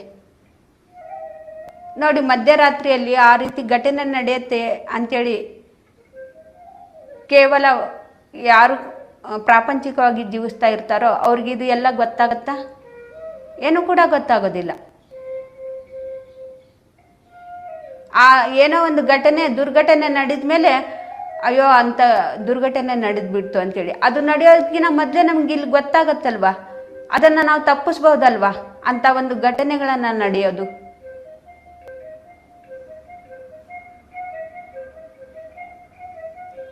ಈ ರೀತಿ ನನಗೆ ಎಷ್ಟೋ ಈ ರೀತಿ ನಡೆದಿದೆ ಫ್ರೆಂಡ್ಸ್, ನನ್ನ ಒಂದು ಇದರಲ್ಲಿ ಜೀವನದಲ್ಲಿ. ಒಂದ್ಸತಿ ತಿರುಪತಿಗೆ ಹೋಗುವಾಗ್ಲೂ ಕೂಡ ಇದನ್ನು ಕೂಡ ನನಗೆ ಗೊತ್ತಾಗಿತ್ತು. ನಮ್ಮ ಯಜಮಾನ್ರಿಗೆ ಏನೋ ಒಂದು ಆಗೋದಿದೆ, ಆದರೆ ಏನಾಗೋದಿದೆ ಅಂಥೇಳಿ ಗೊತ್ತಿಲ್ಲ. ಆದರೆ ಧ್ಯಾನಕ್ಕೆ ತಡ್ಪಡಿಸ್ತಾ ಇದ್ದೀನಿ, ಧ್ಯಾನಕ್ಕೆ ಕೂತ್ಕೊಳ್ಳೋಕ್ಕಾಗ್ತಾ ಇಲ್ಲ. ಆದರೆ ತಿರುಪತಿಗೆ ನಾವು ಹೋಗೋದಿತ್ತು, ಅಲ್ಲಿ ಧ್ಯಾನದ ಒಂದು ಫಂಕ್ಷನ್ ಇರೋದ್ರಿಂದ. ಅದು ಗುರುವಿನ ಒಂದು ಸಂಘದಲ್ಲಿ ಒಂದು ಫಂಕ್ಷನ್ ನಡೀತಾ ಇತ್ತು. ಪತ್ರಿಜಿಯವರಲ್ಲಿ ಬರ್ತಾ ಇದ್ದಾರೆ ತಿರುಪತಿಗೆ. ಆ ಒಂದು ಹೋಗೋ ಒಂದು ಸಮಯದಲ್ಲಿ ನನಗೆ ನೆಗೆಟಿವ್ ಯೋಜನೆಗಳು ಬರ್ತಾ ಇದೆ. ನನ್ನ ಯಜಮಾನ್ರಿಗೆ ಏನೋ ಒಂದು ಆಗೋದಿದೆ ಅಂಥೇಳಿ, ಆದರೆ ಏನಾಗೋದಿದೆ ಅಂಥೇಳಿ ಗೊತ್ತಾಗ್ತಾ ಇಲ್ಲ. ಅದು ಊರಿಗೆ ಹೋಗೋ ಸಮಯದಲ್ಲಿನೇ, ಇವಾಗ ನಾವು ಏನು ಹೊರಡಬೇಕು ಬ್ಯಾಗೆಲ್ಲ ರೆಡಿ ಮಾಡ್ಕೊಂಡಿದ್ದೀವಿ, ಆ ಸಮಯದಲ್ಲಿ ಮತ್ತೆ ಇನ್ನೂ ಒಂದು ಸ್ವಲ್ಪ 10-15 ನಿಮಿಷ ಹೋಗೋದ್ರ ಸಮಯ ಇದೆ ಅಂತೇಳಿ ಧ್ಯಾನ ಕೂತ್ಕೊಂಡ್ರೆ ಧ್ಯಾನದಲ್ಲಿ ಪದೇ ಅದನ್ನೇ ಬರ್ತಾ ಇದೆ.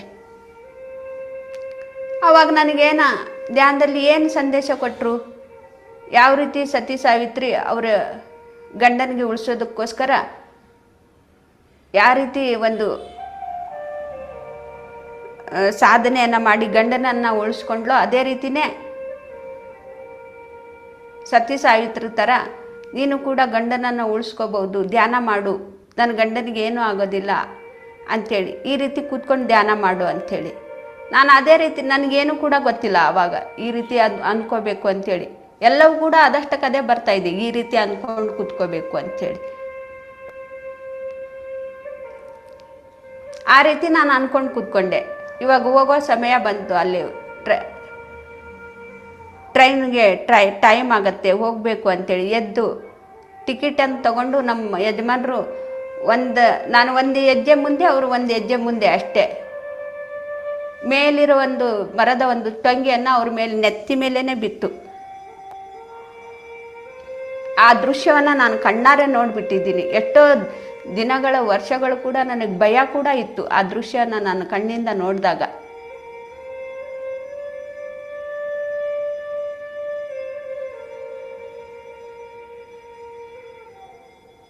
ಮೂಗಿನಲ್ಲಿ ರಕ್ತ ಬರ್ತಾ ಇತ್ತು, ನೆತ್ತಿಗೆ ಪೆಟ್ಟು ಬಂದು ಮೂಗಿನಲ್ಲಿ ರಕ್ತ. ಅಲ್ಲಿರೋರೆಲ್ಲ ಆಸ್ಪತ್ರೆಗೆ ಕರ್ಕೊಂಡೋಗಿದ್ದು, ಅಲ್ಲಿ ರೈಲ್ವೆ ಸ್ಟೇಷನಲ್ಲಿ ಟ್ರೀಟ್ಮೆಂಟ್ ಕೊಡೋರು ಅಲ್ಲಿ ಎಲ್ಲ ಇರ್ತಾರಲ್ವ, ಅವರೆಲ್ಲ ಕ್ಲೀನ್ ಮಾಡಿ ಇದು ಸಾಮಾನ್ಯವಾಗಿರೋದಲ್ಲ, ನೆತ್ತಿಗೆ ಪೆಟ್ಟು ಬಿದ್ದುಬಿಟ್ಟಿದೆ, ಮೊದಲು ಊರಿಗೆ ಹೋಗೋದನ್ನು ಕ್ಯಾನ್ಸಲ್ ಮಾಡಿ ಆಸ್ಪತ್ರೆಗೆ ಅಡ್ಮಿಟ್ ಮಾಡಿ ಅಂತ ಹೇಳಿದರು. ನಾನು ಅವ್ರ ಮಾತು ಕೇಳಿಲ್ಲ. ನಾನು ಧ್ಯಾನ ಫಂಕ್ಷನ್ಗೆ ಹೊರ್ತಾ ಇದ್ದೀನಿ, ನನ್ನ ಧ್ಯಾನನೇ ಮುಖ್ಯ ಅಂಥೇಳಿ ನಾನು ಅಲ್ಲಿಗೆ ಹೋದೆ, ಧ್ಯಾನಕ್ಕೇ ನಾನು ಹೋದೆ.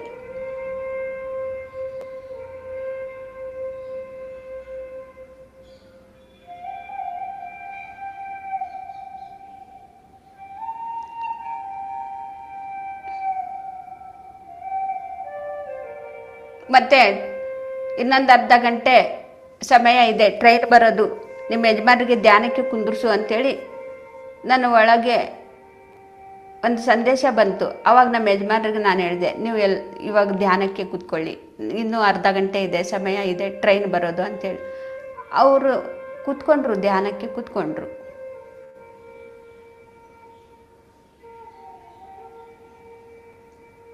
ಆವಾಗ ಆ ನೋವೆಲ್ಲ ನನಗೆ ಬಂದುಬಿಟ್ಟಿತ್ತು. ಅವ್ರಿಗೆ ಏನು ನೆತ್ತಿಗೆ ಪೆಟ್ಟು ಬಂದಿತ್ತೋ ಆ ನೋವು ನನಗೆ ಬಂದುಬಿಟ್ಟಿದೆ. ಯಾಕೆಂದರೆ ಆ ಹೀಲಿಂಗ್ ಮಾಡ್ಕೊಳ್ಳುವಂಥ ಶಕ್ತಿ ನನಗಿರೋದ್ರಿಂದ ನನಗೆ ಬಂದಿದೆ ಅದು.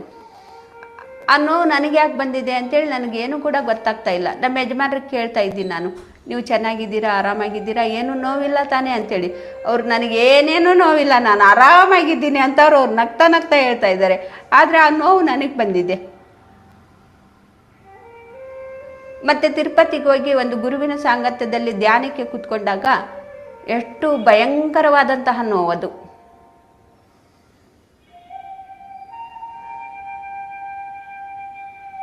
ಆ ಕರ್ಮವನ್ನು ಅವ್ರಿಗೆ ಹೇಗೆ ತಪ್ಪೋಯ್ತು, ಆಗುವಂಥ ಎಷ್ಟೋ ಒಂದು ದೊಡ್ಡದು ಒಂದು ಪ್ರಮಾಣದಲ್ಲಿ ಆಗುವಂಥ ಘಟನೆಯನ್ನು ಅವ್ರಿಗೆ ತಪ್ಪೋಯ್ತದು.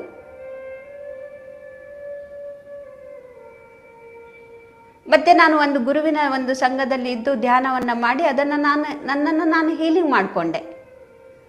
ಆ ನೋವನ್ನು, ಭಯಂಕರವಾದಂತಹ ನೋವು ನೆತ್ತಿಗೆ, ನನ್ನ ಒಂದು ತಲೆ ಮೇಲ್ಭಾಗ, ನೆತ್ತಿಯ ಭಾಗದಲ್ಲಿ ಅವ್ರಿಗೆ ಎಲ್ಲಿ ಒಂದು ಮರದ ಒಂದು ಟಂಗಿಯನ್ನು ಬಿತ್ತಿದ್ದು ಅದೇ ಭಾಗದಲ್ಲೇ ನನಗೆ ನೋವು,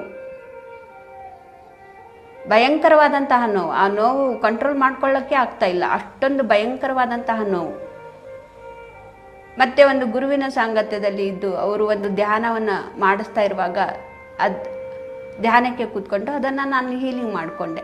ಯಾಕೆ ಬಂತು ಇದು ಅಂತ ನಾನು ಕೇಳಿದಾಗ, ಈ ನೋವು ನನಗೆ ಯಾಕೆ ಬಂತು ಅಂತ ಕೇಳಿದಾಗ, ನೀನು ಅಂದ್ಕೊಂಡು ಕೂತ್ಕೊಂಡಿದ್ಯಲ್ವಾ, ಸತಿ ಸಾವಿತ್ರಿ ಥರ ನಾನು ಕೂಡ ಗಂಡನಿಗೆ ಬರುವಂಥ ಸಾವನ್ನು ನಾನು ತಪ್ಪಿಸ್ತೀನಿ ಅಂತೇಳಿ ಅಂದ್ಕೊಂಡು ಕೂತ್ಕೊಂಡಿರೋದ್ರಿಂದನೇ ಇದು ಎಲ್ಲ ಆಗಿರೋದು. ನಿನ್ನ ಗಂಡನ ಪ್ರಾಣ ಉಳೀತು, ಆ ನೋವು ನಿನಗೆ ಬಂತು, ಮತ್ತು ನೀನು ಹೀಲಿಂಗ್ ಮಾಡಿಕೊಂಡೆ ಅಂಥೇಳಿ. ನೋಡಿದ್ರ ಫ್ರೆಂಡ್ಸ್, ಎಷ್ಟೆಷ್ಟು ಅನಾಹುತಗಳು ಆಗೋದನ್ನು ತಪ್ಪಿಸತ್ತೆ.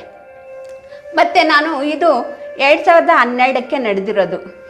ಇವಾಗ ನನಗೆ ಆನ್ಲೈನ್ ಕ್ಲಾಸು ಅವರ ಕ್ಲಾಸು ನಾನು ಕೇಳ್ತಾ ಇರ್ತೀನಿ. ಹಿಂದಿಯಲ್ಲಿನೂ ಕೂಡ ಒಂದು ಸಂದೇಶವನ್ನು ಅವರು ಕೊಟ್ಟರು. ಸತಿ ಸಾವಿತ್ರಿ ಗಂಡನಿಗೆ ಯಮರಾಜ ಬಂದ್ರೂ ಕೂಡ ನೀನು ಹೆಂಗೆ ನನ್ನ ಗಂಡನಿಗೆ ಕರ್ಕೊಂಡೋಗ್ತೀಯ? ನಾನು ಧ್ಯಾನ ಮಾಡಿ ಎಷ್ಟೋ ಶಕ್ತಿಯನ್ನು ಪಡ್ಕೊಂಡಿದ್ದೀನಿ. ನನ್ನ ಗಂಡ ಗಂಡನಿಗೆ ನಿನಗೆ ಕರ್ಕೊಂಡು ಹೋಗೋದಕ್ಕೆ ಬಿಡೋದಿಲ್ಲ ಅಂತೇಳಿ ಈ ರೀತಿ ಸತಿ ಸಾವಿತ್ರಿ ಅವರು ಯಮದೂತರನ್ನು ಫಸ್ಟ್ ಅವ್ರು ಇಬ್ಬರು ಕಳಿಸಿರ್ತಾರಂತೆ. ಅವ್ರಿಗೂ ಕೂಡ ವಾದ ಮಾಡಿ ವಾಪಸ್ ಕಳಿಸ್ಬಿಡ್ತಾಳೆ. ಮತ್ತೆ ಯಮರಾಜನೇ ಬರ್ತಾರಂತೆ. ಅವಾಗ ಯಮರಾಜನು ಕೂಡ ಇಲ್ಲ ನನ್ನ ಗಂಡನಿಗೆ ನಾನು ಬಿಟ್ಕೊಡೋದಿಲ್ಲ, ನನ್ನ ಗಂಡನಿಗೆ ಒಂದು ಸಾವು ಬರೋದಿದ್ರೂ ಕೂಡ ಅದರಿಂದ ತಪ್ಪಿಸುವಂಥ ಶಕ್ತಿಯನ್ನು ನಾನು ಧ್ಯಾನದಿಂದ ನಾನು ಪಡ್ಕೊಂಡಿದ್ದೀನಿ ಅಂಥೇಳಿ ಈ ರೀತಿ ಯಮರಾಜನಿಗೂ ಕೂಡ ವಾದ ಮಾಡಿ ಕಳಿಸ್ಬಿಡ್ತಾಳಂತೆ ಸಾವಿತ್ರಿ ದೇವಿ. ಆವಾಗ ಯಮರಾಜ ಹೇಳ್ತಾನಂತೆ, ನೀನು ಯಾವತ್ತೋ ಒಂದು ನನ್ನ ರಾಜ್ಯಕ್ಕೆ ನೀನು ಬರಲೇಬೇಕು, ನಿನಗೆ ಅವಾಗ ನೋಡ್ಕೊಳ್ತೀನಿ ಅಂಥೇಳಿ ಯಮರಾಜ ಹೇಳ್ಬಿಟ್ಟು ಹೋಗ್ತಾನಂತೆ. ಆಗ ಯಾವತ್ತೋ ಒಂದಿನ ಸಾವು ಬಂದೇ ಬರುತ್ತೆ. ಹುಟ್ಟಿದ ಮೇಲೆ ಸಾವು ಖಚಿತಾನೆ. ಗಂಡನೂ ಸಾಯ್ತಾರೆ, ಸತ್ಯವಾನು ಕೂಡ ಸತಿ ಸಾವಿತ್ರಿನೂ ಕೂಡ ಶರೀರ ಬಿಡ್ತಾಳೆ. ಶರೀರ ಬಿಟ್ಟ ಮೇಲೆ ಗಂಡ ಅವ್ರ ಪಾಡಿಗೆ ಅವ್ರಿಗೆ ಅವನೇನು ಉದ್ದೇಶವನ್ನು ಇಟ್ಕೊಂಡು ಏನು ಯೋಚನೆಯನ್ನು ಇಟ್ಕೊಂಡು ಶರೀರ ಬಿಟ್ಟಿದ್ದಾನೆ ಆ ಮಾರ್ಗಕ್ಕೆ ಆ ಗಂಡ ಹೋದ. ಸತಿ ಸಾವಿತ್ರಿ ದೇವಿ ಯಮರಾಜನ ಹತ್ರ ಹೋಗ್ತಾಳೆ. ಸಾವು ಖಚಿತ, ಶರೀರ ಬಿಡೋದಂತರೂ ಎಲ್ರಿಗೂ ಹುಟ್ಟು ಸಾವು ಅನ್ನೋದು ಇದು ತಪ್ಸೋಕ್ಕಾಗಲ್ಲ. ಯಮರಾಜರ ಹತ್ರ ಹೋದರೆ ಆವಾಗ ಯಮರಾಜ ನಿಲ್ಲಿಸ್ತಾರಂತೆ, ನಿಂತ್ಕೋ ಇಲ್ಲೇ, ನನ್ನ ಒಂದು ಏನು ನೀನು ಅಲ್ಲಿಗೆ ಬಂದಾಗ ಯಾವ ರೀತಿ ನೀನು ನನಗೆ ತಡೆದಿದೆಯೋ ಅದೇ ರೀತಿಯೇ ನಾನು ಕೂಡ ನಿನಗೆ ತಡೀತೀನಿ. ನೀನು ಈ ರೀತಿ ಒಪ್ಕೊಂಡ್ರೆ ನಾನು ನಿನಗೆ ಒಳಗಡೆ ಬಿಡ್ತೀನಿ ಅಂಥೇಳಿ. ಆವಾಗ ಏನು ಅಂಥೇಳಿ ಸತಿ ಸಾವಿತ್ರಿ ದೇವಿ ಕೇಳ್ತಾಳಂತೆ. ಆವಾಗ ಚಿತ್ರಗುಪ್ತಂಗೆ ಹೇಳ್ತಾನಂತೆ ಯಮರಾಜ, ತಗೊಂಬ ಅದು ಬುಕ್ಸು. ಸತಿ ಸಾವಿತ್ರಿ ದೇವಿ ಬುಕ್ಸು ಒಂದು ತಗೊಂಬ, ಅದು ಚಿತ್ರಗುಪ್ತ. ಆವಾಗ ಅದು ತಗೊಂಬರ್ತಾನಂತೆ. ಬರೀ ಅದರಲ್ಲಿ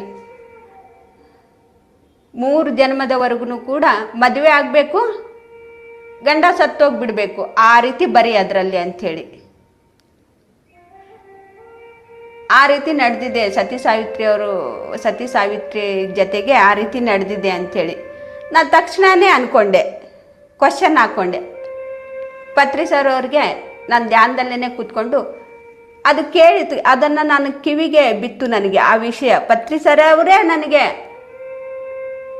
ಅವಾಗ ಹೇಳಿದ್ದು, ಈ ರೀತಿ ನೀನು ನನ್ನ ಯಜಮಾನರಿಗೆ ಏನೂ ಆಗೋದಿಲ್ಲ, ಸತಿ ಸಾವಿತ್ರಿ ಥರ ನಾನು ಕೂಡ ಗಂಡನನ್ನು ನಾನು ಮೃತ್ಯುವಿನ ಜಯಿಸುವಂಥ ಶಕ್ತಿ ನನಗೆ ಬಂದಿದೆ, ನನ್ನ ಗಂಡನಿಗೆ ಏನೂ ಆಗೋದಿಲ್ಲ ಅಂಥೇಳಿ ಆ ರೀತಿ ಅಂದ್ಕೊಂಡು ಕೂತ್ಕೋ ಅಂತೇಳಿದ್ದು ಅವರೇ. ಇವಾಗ ಈ ರೀತಿ ಹೇಳ್ತಾ ಇದ್ದಾರೆ PMC ಚಾನಲಲ್ಲಿ. ನಾನು ತಕ್ಷಣವೇ ಅಂದ್ಕೊಂಡೆ ಧ್ಯಾನಕ್ಕೆ ಕೂತ್ಕೊಂಡು.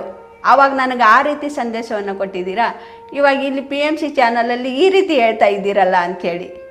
ಧ್ಯಾನಕ್ಕೆ ಕೂತ್ಕೊಂಡು ನಾನು ಕ್ವಶನ್ ಹಾಕ್ಕೊಂಡಾಗ ಧ್ಯಾನದ ಶಕ್ತಿಯನ್ನು ಸತಿ ಸಾವಿತ್ರಿ ದೇವಿ ತನ್ನ ಶಕ್ತಿಯನ್ನು ತೋರಿಸ್ಕೊಂಡು ಅದನ್ನು ದುರುಪಯೋಗ, ಸಾವು ಅನ್ನೋದು ಎಲ್ರಿಗೂ ಕೂಡ ಖಚಿತಾನೆ. ಆದರೂ ಕೂಡ ಅದು ತಿಳಿದು ಕೂಡ ಯಮದೂತರನ್ನು ಮತ್ತು ಯಮರಾಜರನ್ನು ಅಡ್ಡ ನಿಂತಿದ್ದಾಳೆ, ಅದನ್ನು ವಿರುದ್ಧವಾಗಿ ಮಾಡಿದ್ದಾಳೆ. ಆದರೆ ನಿನಗೆ ಹೀಗೇ ಮಾಡು, ಹೀಗೇ ಹೇಳ್ಕೊಂಡು ಕುಟ್ಕೊ ಅಂತೇಳಿ ಅದು ನಿನಗೆ ಸಹಜವಾಗಿ ಬಂದಿದೆ. ನೀನು ಭಗವಂತನ ಜೊತೆಗೆ ಇದ್ದು, ಒಂದು ಗುರುವಿನ ಜೊತೆಗೆ ಇದ್ದು ನೀನು ಈ ಸಂಕಲ್ಪವನ್ನು ಇಟ್ಕೊಂಡಿದ್ದೀಯ. ಆದರೆ ಸತಿ ಸಾವಿತ್ರಿ ದೇವಿ ಅವರು ಒಂದು ಶಕ್ತಿ, ನನಗೂ ಏನು ಬೇಕಾದರೂ ಶಕ್ತಿ ಇದೆ, ಅದು ಒಂದು ಸ್ವಂತ ಒಂದು ಬುದ್ಧಿಯಿಂದ ಮಾಡಿಕೊಂಡಿರೋದು.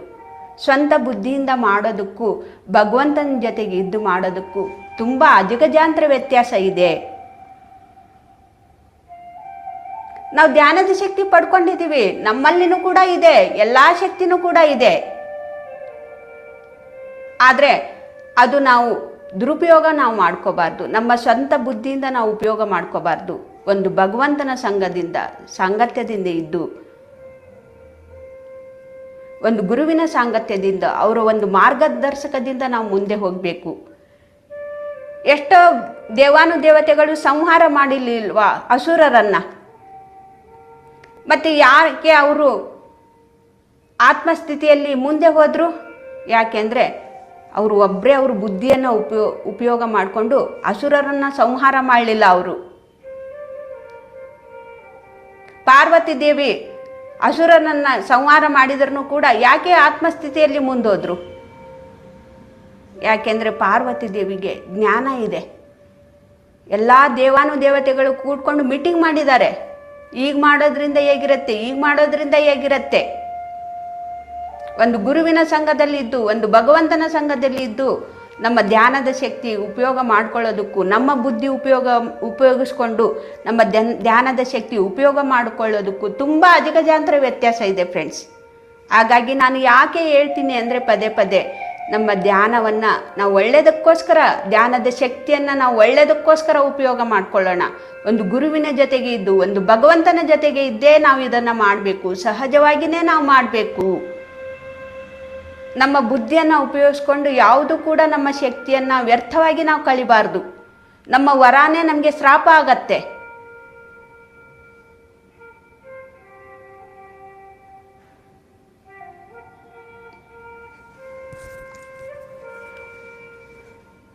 ಈ ರೀತಿ ನನಗೆ ಪತ್ರಿಜಿಯವರಿಂದ ಸಂದೇಶ ಬಂತು. ಓಹೋ, ಈಗೆಲ್ಲ ಇದೆ ಧ್ಯಾನದಲ್ಲಿ.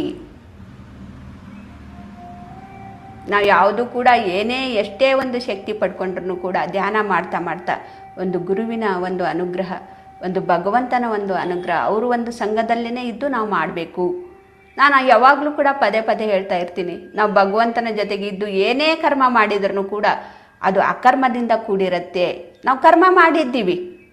ಪಾರ್ವತಿ ದೇವಿ ಸಂಹಾರ ಮಾಡಿದ್ರೂ ಕೂಡ ಅವರಿಗೆ ಯಾವುದೂ ಕೂಡ ಕರ್ಮವನ್ನು ಅಂಟ್ಕೊಳ್ತಾ ಇಲ್ಲ. ಯಾಕೆ ಅಂಟ್ಕೊಳ್ಳಿಲ್ಲ? ಭಗವಂತನ ಸಂಘ, ಎಷ್ಟೋ ಒಂದು ಭಗವಂತನ ಒಂದು ಶಕ್ತಿ ಅವ್ರಿಗೆ ಸಹಾಯ ಮಾಡ್ತು ನೋಡಿ.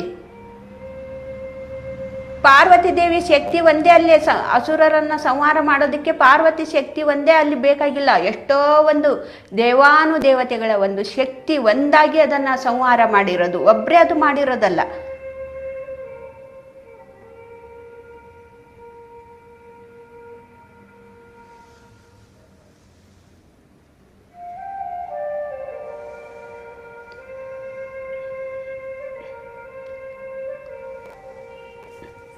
ನಾವು ಏನೇ ಮಾಡಿದ್ರೂ ಕೂಡ ನಾವು ಸುಮ್ಮನೆ ನಾವು ಸಾಕ್ಷಿಯಾಗಿ ನಾವು ನೋಡ್ತಾ ನಮ್ಮ ಒಳಗಡೆ ಏನು ಬರ್ತಾ ಇದೆ, ನಮ್ಮ ಅಂತರಂಗದ ಸದ್ಗುರು ನಮ್ಗೆ ಏನು ತಿಳಿಸ್ಕೊಡ್ತಾ ಇದ್ದಾರೆ, ನಮಗೆ ಯಾವ ಭಗವಂತ ಏನು ಮಾಡೋದಕ್ಕೆ ಹೇಳ್ತಾ ಇದೆ, ಅದನ್ನು ಮಾತ್ರ ನಾವು ಮಾಡ್ತಾ ಇರಬೇಕು. ನನಗೆ ಧ್ಯಾನದ ಒಂದು ಶಕ್ತಿಯನ್ನು ಪಡ್ಕೊಂಡಿದ್ದೀನಿ, ಅವ್ರಿಗೆ ಕೆಟ್ಟದ್ದಾಗಬೇಕು ಅಂತೇಳಿ ನಾನು ಧ್ಯಾನಕ್ಕೆ ಕೂತ್ಕೋಬೇಕು, ಇವ್ರಿಗೆ ನಾನು ಕೆಟ್ಟದ್ದಾಗಬೇಕು ಅಂತೇಳಿ ನಾನು ಧ್ಯಾನಕ್ಕೆ ಕೂತ್ಕೋಬೇಕು ಅಂತೇಳಿ ಇಂಥ ಒಂದು ಅದ್ಭುತವಾದಂತಹ ಧ್ಯಾನದ ಶಕ್ತಿಯನ್ನು ನಾವು ಈ ರೀತಿ ವ್ಯರ್ಥವಾಗಿ ನಾವು ಕಳ್ಕೋಬಾರ್ದು ಫ್ರೆಂಡ್ಸ್. ಮತ್ತು ಬೇರೆಯವರಿಗೆ ಕೆಟ್ಟದ್ದಾಗಲಿ ಅಂತೇಳಿ ನಾವು ಇಲ್ಲಿ ಧ್ಯಾನಕ್ಕೆ ಕೂತ್ಕೊಂಡ್ರೆ ಅದು ವಾಪಸ್ ನಮಗೆ ಬರುತ್ತೆ. ನಾವಿಲ್ಲಿ ಧ್ಯಾನ ಮಾಡ್ತಾ ಇರೋದು ಯಾಕೆ? ನನಗೂ ಕೂಡ ಒಳ್ಳೆಯದಾಗಿ ಬೇರೆಯವ್ರಿಗೂ ಕೂಡ ಒಳ್ಳೆಯದಾಗಬೇಕು. ನನಗೆ ಮಾತ್ರ ಒಳ್ಳೆಯದಾಗಿ ಬೇರೆಯವ್ರಿಗೆ ಕೆಟ್ಟದ್ದಾಗಬೇಕು ಅಂತೇಳಿ ನಾವು ಇಲ್ಲಿ ಧ್ಯಾನ ನಾವು ಮಾಡ್ತಾ ಇಲ್ಲ. ನಾನು ಖುಷಿಯಾಗಿರಬೇಕು, ಆನಂದವಾಗಿರಬೇಕು, ಬೇರೆಯವ್ರಿಗೂ ಕೂಡ ನಾನು ಆನಂದವಾಗಿರೋದಕ್ಕೆ ಕಾರಣಗಳಾಗಬೇಕು. ಇಂಥ ಒಂದು ಅದ್ಭುತವಾದಂತಹ ಧ್ಯಾನದ ಶಕ್ತಿ ನಾವು ಒಳ್ಳೆಯದಕ್ಕೋಸ್ಕರನೇ ಉಪಯೋಗ ಮಾಡ್ಕೋಬೇಕು.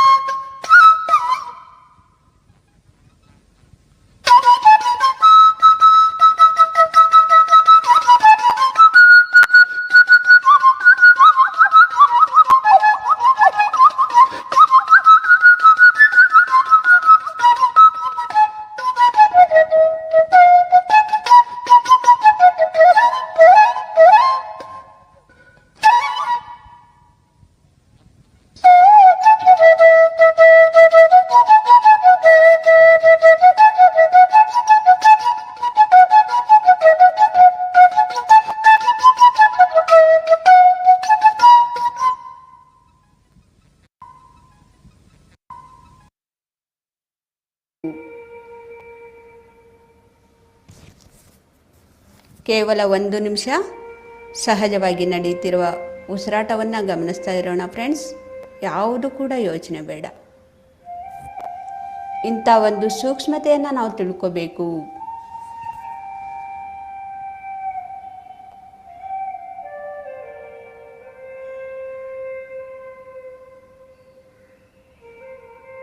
ಎಷ್ಟೋ ಸೂಕ್ಷ್ಮತೆಗಳು ಇದೆ ನಾವು ತಿಳ್ಕೊಳ್ಳುವಂಥದ್ದು. ಕಣ್ಣು ಮುಚ್ಕೊಂಡು ಕೂತ್ಕೊಂಡ್ರೆ ಏನು ಬರುತ್ತೆ ಅಂದರೆ ಎಷ್ಟೋ ಸೂಕ್ಷ್ಮತೆಗಳನ್ನು ನಾವು ತಿಳ್ಕೊಳ್ತೀವಿ, ಎಷ್ಟೋ ಸತ್ಯವನ್ನು ನಾವು ತಿಳ್ಕೊಳ್ತೀವಿ ಕಣ್ಮುಚ್ಚಿ ನಮ್ಮ ಉಸಿರು ಎಂಬ ಗುರುವಿನ ಜೊತೆಗೆ ಇದ್ದಾಗ.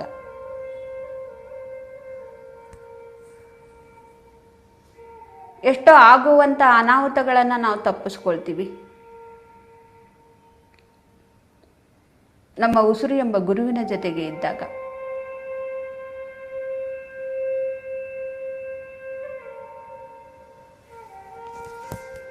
ಕೇವಲ 30 ಸೆಕೆಂಡುಗಳು ಮಾತ್ರ ಸಹಜವಾಗಿ ನಡೆಯುತ್ತಿರುವ ಉಸಿರಾಟವನ್ನೇ ಗಮನಿಸ್ತಾ ಇರೋಣ.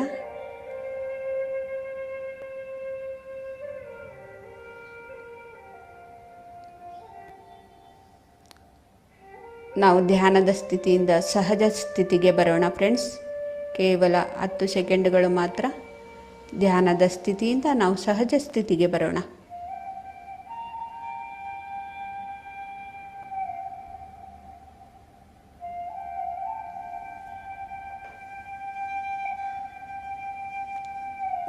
ಕೇವಲ 5 ಸೆಕೆಂಡುಗಳು ಮಾತ್ರ.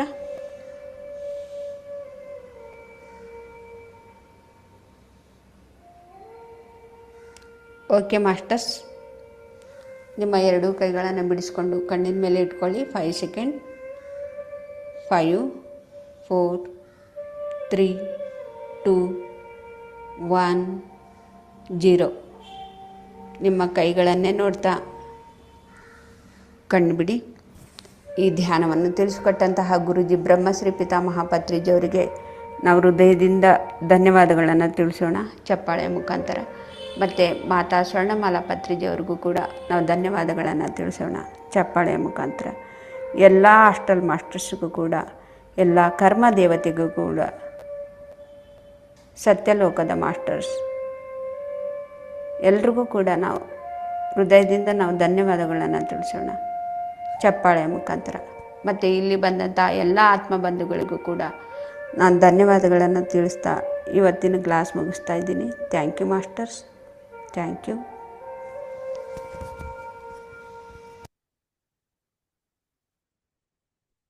Thank you masters. ಎಲ್ಲರೂ ಈ ದಿನದ ಧ್ಯಾನಕ್ಕೆ ಜಾಯಿನ್ ಆಗಿ ಎಲ್ಲರೂ ನಿಮ್ಮ ಎನರ್ಜೀಸ್ನ ಶೇರ್ ಮಾಡಿದ್ದೀರಾ. ತುಂಬಾ ಅದ್ಭುತವಾಗಿತ್ತು ಈ ದಿನದ ಧ್ಯಾನ. ಕಣ್ ಬಿಡೋದಕ್ಕೆ ಕಷ್ಟ ಆಗ್ತಾ ಇತ್ತು. ಪೌರ್ಣಮಿಯ ಪವರ್ ಅನ್ಸತ್ತೆ. ಮೇಡಮ್ ಜೊತೆ ಕುತ್ಕೊಂಡ್ರೆ ಅಂತೂ ಧ್ಯಾನ ತುಂಬಾ ಅದ್ಭುತವಾಗಿರತ್ತೆ. ಅದು ತುಂಬಾ ಸತಿ ಎಕ್ಸ್ಪೀರಿಯನ್ಸ್ ಆಗಿದೆ. ದಿನ ಹೀಗೇನೆ ಧ್ಯಾನಕ್ಕೆ ಬೆಳಗ್ಗೆ 5 ಗಂಟೆಗೆ ಜಾಯ್ನ್ ಆಗೋಣ. ಲಿಂಕ್ನ ಶೇರ್ ಮಾಡಿ ಧ್ಯಾನವನ್ನ ಮಾಡೋಣ, ಹಾಗೆ ಧ್ಯಾನವನ್ನ ಮಾಡಿಸೋಣ. Thank you, thank you, thank you, thank you ಮಾ.